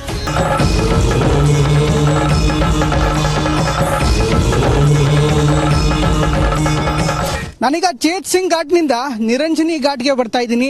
ನಿರಂಜನಿ ಘಾಟ್ ಸಂಜೆ ಆಯ್ತು ಅಂದ್ರೆ ನಿಜಕ್ಕೂ ಕೂಡ ಇಲ್ಲಿನ ಸ್ಥಳೀಯರೆಲ್ಲರೂ ಕೂಡ ಬಂದು ಈ ಘಾಟ್ನಲ್ಲಿ ಕೂತ್ಕೋತಾರೆ. ಅದರಲ್ಲೂ ಕೂಡ ಯಾರು ಈ ನಾವಿಕರು ಇರ್ತಾರೆ, ನಾವಿಕರು ಇರ್ಬೋದು, ಸ್ಥಳೀಯರು ಇರ್ಬೋದು, ಅವರೆಲ್ಲರೂ ಕೂಡ ಈ ಘಾಟ್ಗೆ ಬಂದು ಕೂತ್ಕೊಂಡು ಸಂಜೆ ಹೊತ್ತು ಮಾತುಕತೆ ಅಥವಾ ಹರಟೆ ಮಾಡೋದು ಸಾಮಾನ್ಯ. ಈಗ ನೋಡ್ಬೋದು ಸ್ಥಳೀಯರು ಒಂದಿಷ್ಟು ಜನ ಈಗಾಗಲೇ ಬಂದು ಸಂಜೆ ಹೊತ್ತನ್ನ ಕಳೀತಾ ಇದ್ದಾರೆ. ಇಲ್ಲೊಂದು ವಿಶೇಷ ಅಂದರೆ ನಿರಂಜನಿ ಘಾಟ್ ಬಗ್ಗೆ ಹೇಳಬೇಕು ಅಂದರೆ ಪಕ್ಕದಲ್ಲಿ ಒಂದು ನಾಗಾ ಸಾಧುಗಳ ಅಖಾಡ ಕೂಡ ಇದೆ. ಮಹಾನಿರಂಜನಿ ಅಖಾಡ ಅಂತಲೂ ಕೂಡ ಕರೀತಾರೆ ಅಥವಾ ಪಂಚಾಯಿತಿ ಅಖಾಡ ನಿರಂಜನಿ ಅಂತ ಕೂಡ ಹೇಳ್ತಾರೆ. ಹೀಗಾಗಿ ಅದರ ಭಕ್ತಾದಿಗಳು ಕೂಡ ಇಲ್ಲಿ ಬರ್ತಾರೆ. ಇದ್ರ ಜೊತೆ ಸ್ಥಳೀಯರು ಕೂಡ ಇದ್ದಾರೆ. ಹಾಗೆ ನೋಡ್ಬೋದು ಬನಾರಸ್ನ ಸಂಜೆ ಘಾಟ್ನ ದೃಶ್ಯ ಹೇಗಿರುತ್ತೆ ಅಂತ. ಅದರಲ್ಲೂ ಕೂಡ ಸಂಜೆ ಹೊತ್ತು ಈ ದೋಣಿಯಲ್ಲಿ ಒಂದು ವಿಹಾರಕ್ಕೆ ಹೋಗೋದಂದ್ರೆ ನಿಜಕ್ಕೂ ಕೂಡ ಒಂದು ಖುಷಿ ಆಗುತ್ತೆ. ಪ್ರತಿಯೊಬ್ಬರು ಬರ್ತಾರೆ, ಕೂತ್ಕೋತಾರೆ. ಇಲ್ಲಿರುವಂಥ ಆ ಮೌನ ಏನಿರುತ್ತೆ ಅಥವಾ ಆ ಒಂದು ಖುಷಿ ಏನಿರುತ್ತೆ ಅದನ್ನು ನಿಜಕ್ಕೂ ಕೂಡ ಎಲ್ಲರೂ ಸವಿತಾರೆ. ಯಾಕೆಂದರೆ ಒಂದು ವಿಶೇಷವಾದಂಥ ವಾತಾವರಣ ಎಲ್ಲ ಕಡೆಗೂ ಕೂಡ ಸಿಗಲ್ಲ. ಒಂದು ಕಡೆ ನದಿ, ಒಂದು ಕಡೆ ದೋಣಿ, ಒಂದು ಕಡೆ ಪ್ರಕೃತಿ, ಮತ್ತೊಂದು ಕಡೆ ಈ ಘಾಟ್ಗಳು, ಮತ್ತೊಂದು ಕಡೆಗೆ ಅದಕ್ಕೆ ಅದರದೇ ಆದಂಥ ಬಣ್ಣಗಳು, ಹಾಗೆ ಆ ಲೈಟಿಂಗ್ ಕೂಡ ನಿಜಕ್ಕೂ ಕೂಡ ಮನಸ್ಸಿಗೆ ಮುದ ನೀಡುತ್ತೆ. जी आप बोलिए, मतलब घाट पहला कैसा था, मतलब अभी कैसा है? पहले से तो अच्छा है अब घाट मोदी के राज में। हाँ, इसके पहले कैसा था? मोदी के राज के पहले उससे पहले लाइट वाइट घाट पे था नहीं, सफाई उफाई था नहीं, गंदगी बहुत ज्यादा। घाट और साफ हो गया पहले से। आपको क्या लगता है जी, आप तो बहुत सीनियर है, आप शायद बहुत चुनाव देख चुके हैं, आप इस बार चुनाव को कैसे देख रहे हैं? देख रहे हैं इस बार हम लोग तो एकदम खामोश हैं, केवल मोदी ही मोदी। अच्छा, हाँ, सिर्फ मोदी। ಇದು ಹಿರಿಯರು ಹೇಳ್ತಾರಂತ. ಮತ್ತೆ ಅದೇ ರೀತಿ ಇನ್ನೂ ಅನೇಕರು ಇದ್ದಾರೆ. ಸಂಜೆ ಹೊತ್ತು ಇಲ್ಲಿ ಘಾಟ್ನಲ್ಲಿ ಕೂತ್ಕೊಳ್ಳೋದಕ್ಕೆ, ಇಲ್ಲಿ ತಿರುಗಾಡೋದಕ್ಕೆ, ಸುತ್ತಾಡೋದಕ್ಕೆ ಬಂದು ಅವ್ರ ಜೊತೆ ಕೂಡ ಮಾತಾಡೋಣ. जी आपको क्या लग रहा है, इस बार चुनाव कैसा होगा? बहुत बढ़िया होगा, मोदी जी जीतेंगे, जीत रहे हैं यहाँ से तो खैर पूरा भारत से जीतेंगे। हाँ हाँ, 300 पार आएंगे इस बार। 300 पार आएंगे? हाँ, एकदम पक्का। 300 पार। अभी सपा और बसपा दोनों इकट्ठा हुए, को सब इकट्ठा हो जाए, कोई दिक्कत नहीं है उससे। पहले वाला जमाना रह नहीं गया है, अब ये सब हवा है। उपचुनाव में तो बीजेपी हार गया था इकट्ठा से, उस सीट के चलते, उस सीट के थ्रू से उससे कोई चीज नहीं है, झटका देना जरूरी था उस समय। अच्छा, हाँ, अब सही है इस समय माहौल पूरा। अच्छा जी, आप बोलिए, वो चेत सिंह घाट जो है बहुत बढ़िया घाट, अभी निरंजनी और पंचायती घाट में हम हैं, इस घाट को देख करके आपको क्या याद आता है? इस घाट को देख करके यही लगता है कि नहीं, मोदी जी 5 साल में आए हैं तो इस घाट को कुछ बनाए हैं। लग रहा है, आज देखिए लाइट है, बिजली है, पेंट है, टेंट है, सब ये मोदी जी का देन है। इसलिए हम कहेंगे हर हर मोदी, घर घर मोदी, हर हर मोदी, घर घर मोदी, ಮೋದಿ ಜಿಂದಾಬಾದ್ ಜಿಂದಾಬಾದ್. ಇದು ನಿರಂಜನಿ ಘಾಟ್ನ ಸ್ಥಿತಿ. ಆದ್ರೆ ಮತ್ತೆ ಮುಂದೆ ಒಂದು ಘಾಟ್ ಇದೆ, ಅಲ್ಲೂ ಹೋಗೋಣ. ಆ ಘಾಟ್ಗಳಲ್ಲಿ ಹೇಗಿರುತ್ತೆ ಆ ಘಾಟ್ನ ಪರಿಚಯ ಮಾಡಿಸ್ತೀನಿ. ಜೊತೆಗೆ ಆ ಘಾಟ್ನಲ್ಲಿ ವಿಶೇಷತೆ ಏನಿದೆ ಅದನ್ನು ಕೂಡ ನೋಡೋಣ ಬನ್ನಿ. ನಾನೀಗ ನಿರಂಜನಿ ಘಾಟ್ನಿಂದ ಮಹಾನಿರ್ವಾಣಿ ಘಾಟ್ಗೆ ಬರ್ತಾ ಇದ್ದೀನಿ. ನಿರಂಜನಿ ಘಾಟ್ ಪಕ್ಕದಲ್ಲಿರುವಂತಹ ಘಾಟ್ ಈ ಮಹಾನಿರ್ವಾಣಿ ಘಾಟ್. ಇಷ್ಟಕ್ಕೂ ಈ ಘಾಟ್ಗೆ ಮಹಾನಿರ್ವಾಣಿ ಅಂತ ಹೆಸರು ಬರೋದಕ್ಕೂ ಕೂಡ ಒಂದು ಕಾರಣ ಇದೆ. ಇದರದೇ ಆದಂಥ ಅಖಾಡ ಇದೆ. ಅಂದ್ರೆ ನಿರಂಜನಿ ಅಖಾಡ ಇರ್ಬೋದು, ಮಹಾನಿರ್ವಾಣಿ ಅಖಾಡ ಇರ್ಬೋದು, ಇದೆಲ್ಲವೂ ಕೂಡ ನಾಗಾ ಸಾಧುಗಳು ಅಥವಾ ಇಲ್ಲಿನ ಸಾಧು ಸಂತರು ಧಾರ್ಮಿಕ ಸಾಧನೆಯನ್ನು ಮಾಡುವಂಥ ಒಂದು ಅಖಾಡಗಳು. ಅಂದರೆ ಅಖಾಡ ಅಂದರೆ ಅದಕ್ಕೆ ನಾವು ಸಾಮಾನ್ಯವಾಗಿ ಕುಂಭಮೇಳದಲ್ಲಿ ಅಖಾಡಗಳನ್ನು ನೋಡ್ತೀವಿ. ಅದರ ಮೂಲ ಬೇಸ್ ಕ್ಯಾಂಪ್ ಅಂತ ಇದನ್ನು ಹೇಳ್ಬೋದು. ಇವತ್ತು ಕೂಡ ನೋಡ್ಬೋದು, ಈಗ ಮಹಾನಿರ್ವಾಣಿ ಘಾಟ್ ಅಂತ ಇದೆ, ಇಲ್ಲಿ ಒಂದು ಅಖಾಡ ಕೂಡ ಇದೆ. ಅದಕ್ಕೆ ಒಂದು ಮಹಾಂತರು ಅನ್ನೋರು ಕೂಡ ಇರ್ತಾರೆ. ಅವರಿಗೆ ಸಂಬಂಧಪಟ್ಟಂಥ ಅಥವಾ ಆ ಒಂದು ಅಖಾಡಕ್ಕೆ ಸಂಬಂಧಪಟ್ಟಂಥ ಒಂದು ಘಾಟ್ ಇದಾಗಿದೆ. ಅಂದರೆ ಇಲ್ಲೇ ಒಂದು ದೇವಸ್ಥಾನವನ್ನು ಕೂಡ ಮಾಡ್ಕೊಂಡಿದ್ದಾರೆ. ಅವರ ಸಾಧನೆಗಳಿರುತ್ತೆ, ಆಧ್ಯಾತ್ಮಿಕ ಸಾಧನೆಗಳನ್ನು ಅದು ಇಲ್ಲೇ ಮಾಡ್ತಾರೆ.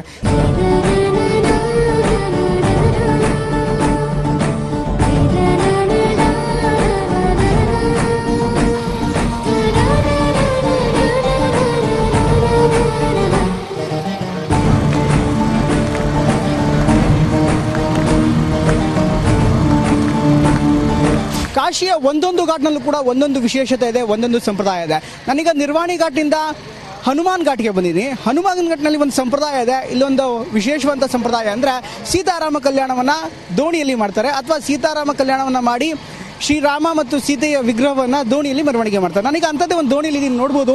ಈಗಾಗಲೇ ಹೆಚ್ಚಾಗಿ ದಕ್ಷಿಣ ಭಾರತದವರು ಈ ಒಂದು ಸೀತಾರಾಮ ಕಲ್ಯಾಣವನ್ನು ಮಾಡ್ತಾರೆ. ಸೀತಾರಾಮ ಕಲ್ಯಾಣ ಮಾಡಿದ ಬಳಿಕ ಈ ಒಂದು ದೋಣಿಯಲ್ಲಿ ಶ್ರೀರಾಮಚಂದ್ರ ಹಾಗೂ ಸೀತಾಮಾತೆಯ ವಿಗ್ರಹವನ್ನು ಅಥವಾ ಉತ್ಸವ ಮೂರ್ತಿಯನ್ನು ದೋಣಿಯಲ್ಲಿ ಉತ್ಸವಕ್ಕೆ ಕರ್ಕೊಂಡು ಹೋಗ್ತಾರೆ. ಅದಾದ ಬಳಿಕ ಪೂಜೆ ಪುನಸ್ಕಾರಗಳು ನಡೀತದೆ. ನೋಡ್ಬೋದು, ರಾಮನ ಪಾದುಕೆ ಅಲ್ಲೇ ಇದೆ, ಜೊತೆಗೆ ರಾಮನ ಮೂರ್ತಿ ಹಾಗೂ ಸೀತಾಮಾತೆಯ ಮೂರ್ತಿ ಹಾಗೂ ಆಂಜನೇಯನ ಮೂರ್ತಿ ಕೂಡ ಇದೆ. ಒಂದು ವಿಶೇಷವಾದ ಪೂಜೆ ಇದು. 108 ದಿನಗಳ ಕಾಲ ಸೀತಾರಾಮ ಯಜ್ಞ ಕೂಡ ಮಾಡ್ತಾರೆ, ಜೊತೆಗೆ ಕೆಲವರು ಪಾರಾಯಣ ಕೂಡ ಮಾಡ್ತಾರೆ. ಅದಾದ ಬಳಿಕ ಸೀತಾರಾಮ ಕಲ್ಯಾಣ ಮಾಡಿ ಒಂದು ದೋಣಿಯಲ್ಲಿ ಶ್ರೀರಾಮಚಂದ್ರನ ಜೊತೆ ವಿಹಾರ ಮಾಡಿದಂಥ ಒಂದು ಸಂಪ್ರದಾಯ ಅಲ್ಲಿದೆ. ನಾವಿಲ್ಲಿ ಗುರುಜಿ ಇದ್ದಾರೆ, ಅವ್ರ ಜೊತೆ ಕೂಡ ಮಾತಾಡೋಣ, ಏನು ಹೇಳ್ತಾರೆ, ಯಾವ ರೀತಿ ಸಂಪ್ರದಾಯ ಇದು, ವಿಶೇಷತೆ ಏನು ಅಂತ. ಸರ್ ನಮಸ್ಕಾರ. ಮೊದಲನೇದಾಗಿ ಗಂಗಾ ಆರತಿ ಅಥವಾ ನಾವು ಸಾಮಾನ್ಯವಾಗಿ ಗಂಗಾ ಆರತಿ ನೋಡ್ತೀವಿ, ಅಥವಾ ಗಂಗೆಗೆ ದೀಪವನ್ನು ಬಿಡೋದು ನೋಡ್ತೀವಿ. ದೋಣಿಯಲ್ಲಿ ಈ ಥರ ಸೀತಾರಾಮ ಕಲ್ಯಾಣ ಮಾಡೋದು ಏನು ವಿಶೇಷತೆ, ಯಾಕೆ ಮಾಡ್ತಾರೆ? ಅಂದರೆ ರಾಮನಿಗೆ ಶಿವ ನಾಮಸ್ಮರಣ ಅಂದರೆ ಭಾಳ ಆನಂದ. ಇದು ಕಾಶಿ ಪುಣ್ಯಕ್ಷೇತ್ರ ಅಂದರೆ ಈ ಭೂಲೋಕದಲ್ಲೇ ಒಂದು ಕೈಲಾಸ ಇದ್ದಂಗೆ. ಇದರಲ್ಲಿ ನಾವು ರಾಮನಾಮ ಸ್ಮರಣೆ ಮಾಡ್ಕೊಂತು ರಾಮ ಕಲ್ಯಾಣ ಅಂದರೆ ಲೋಕ ಕಲ್ಯಾಣ. ವಿವಾಹ ಅಲ್ಲ, ವಿವಾಹ ಅಂದರೆ ಒಂದೇ ಸಾತಿ ಮಾಡ್ತೀವಿ. ಕಲ್ಯಾಣ, ಒಳ್ಳೆ ಕೆಲಸಕ್ಕೆ ಕಲ್ಯಾಣ ಅಂತ ಹೆಸರು. ರಾಮ ಬಂದಿರೋದು ಮಾನವ ಜೀವನವಾಗಿ ಒಳ್ಳೆ ಕೆಲಸ ಮಾಡಲಿಕ್ಕೆ ಬಂದಿದ್ದಾನೆ, ಅದಕ್ಕೆ ಅದನ್ನು ಕಲ್ಯಾಣ ಅಂತೀವಿ. ಕಲ್ಯಾಣ ಅಂದರೆ ಒಳ್ಳೆ ಕೆಲಸಕ್ಕೆ ಕಲ್ಯಾಣ.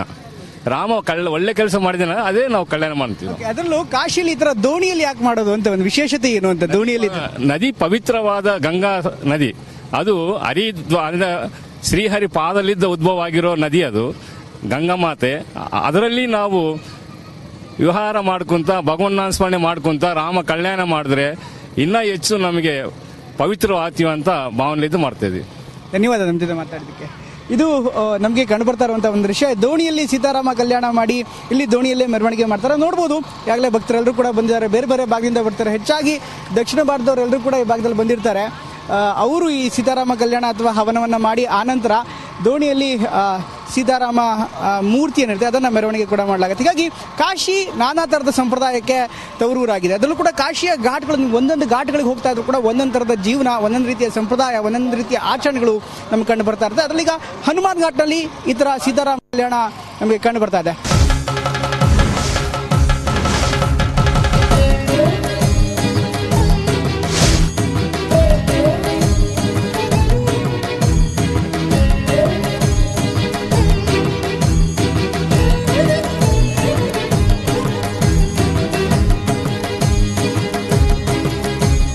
ಕಾಶಿಯ ಒಂದೊಂದು ಘಾಟ್ನಲ್ಲೂ ಕೂಡ ವಿಶೇಷತೆ ಇದೆ.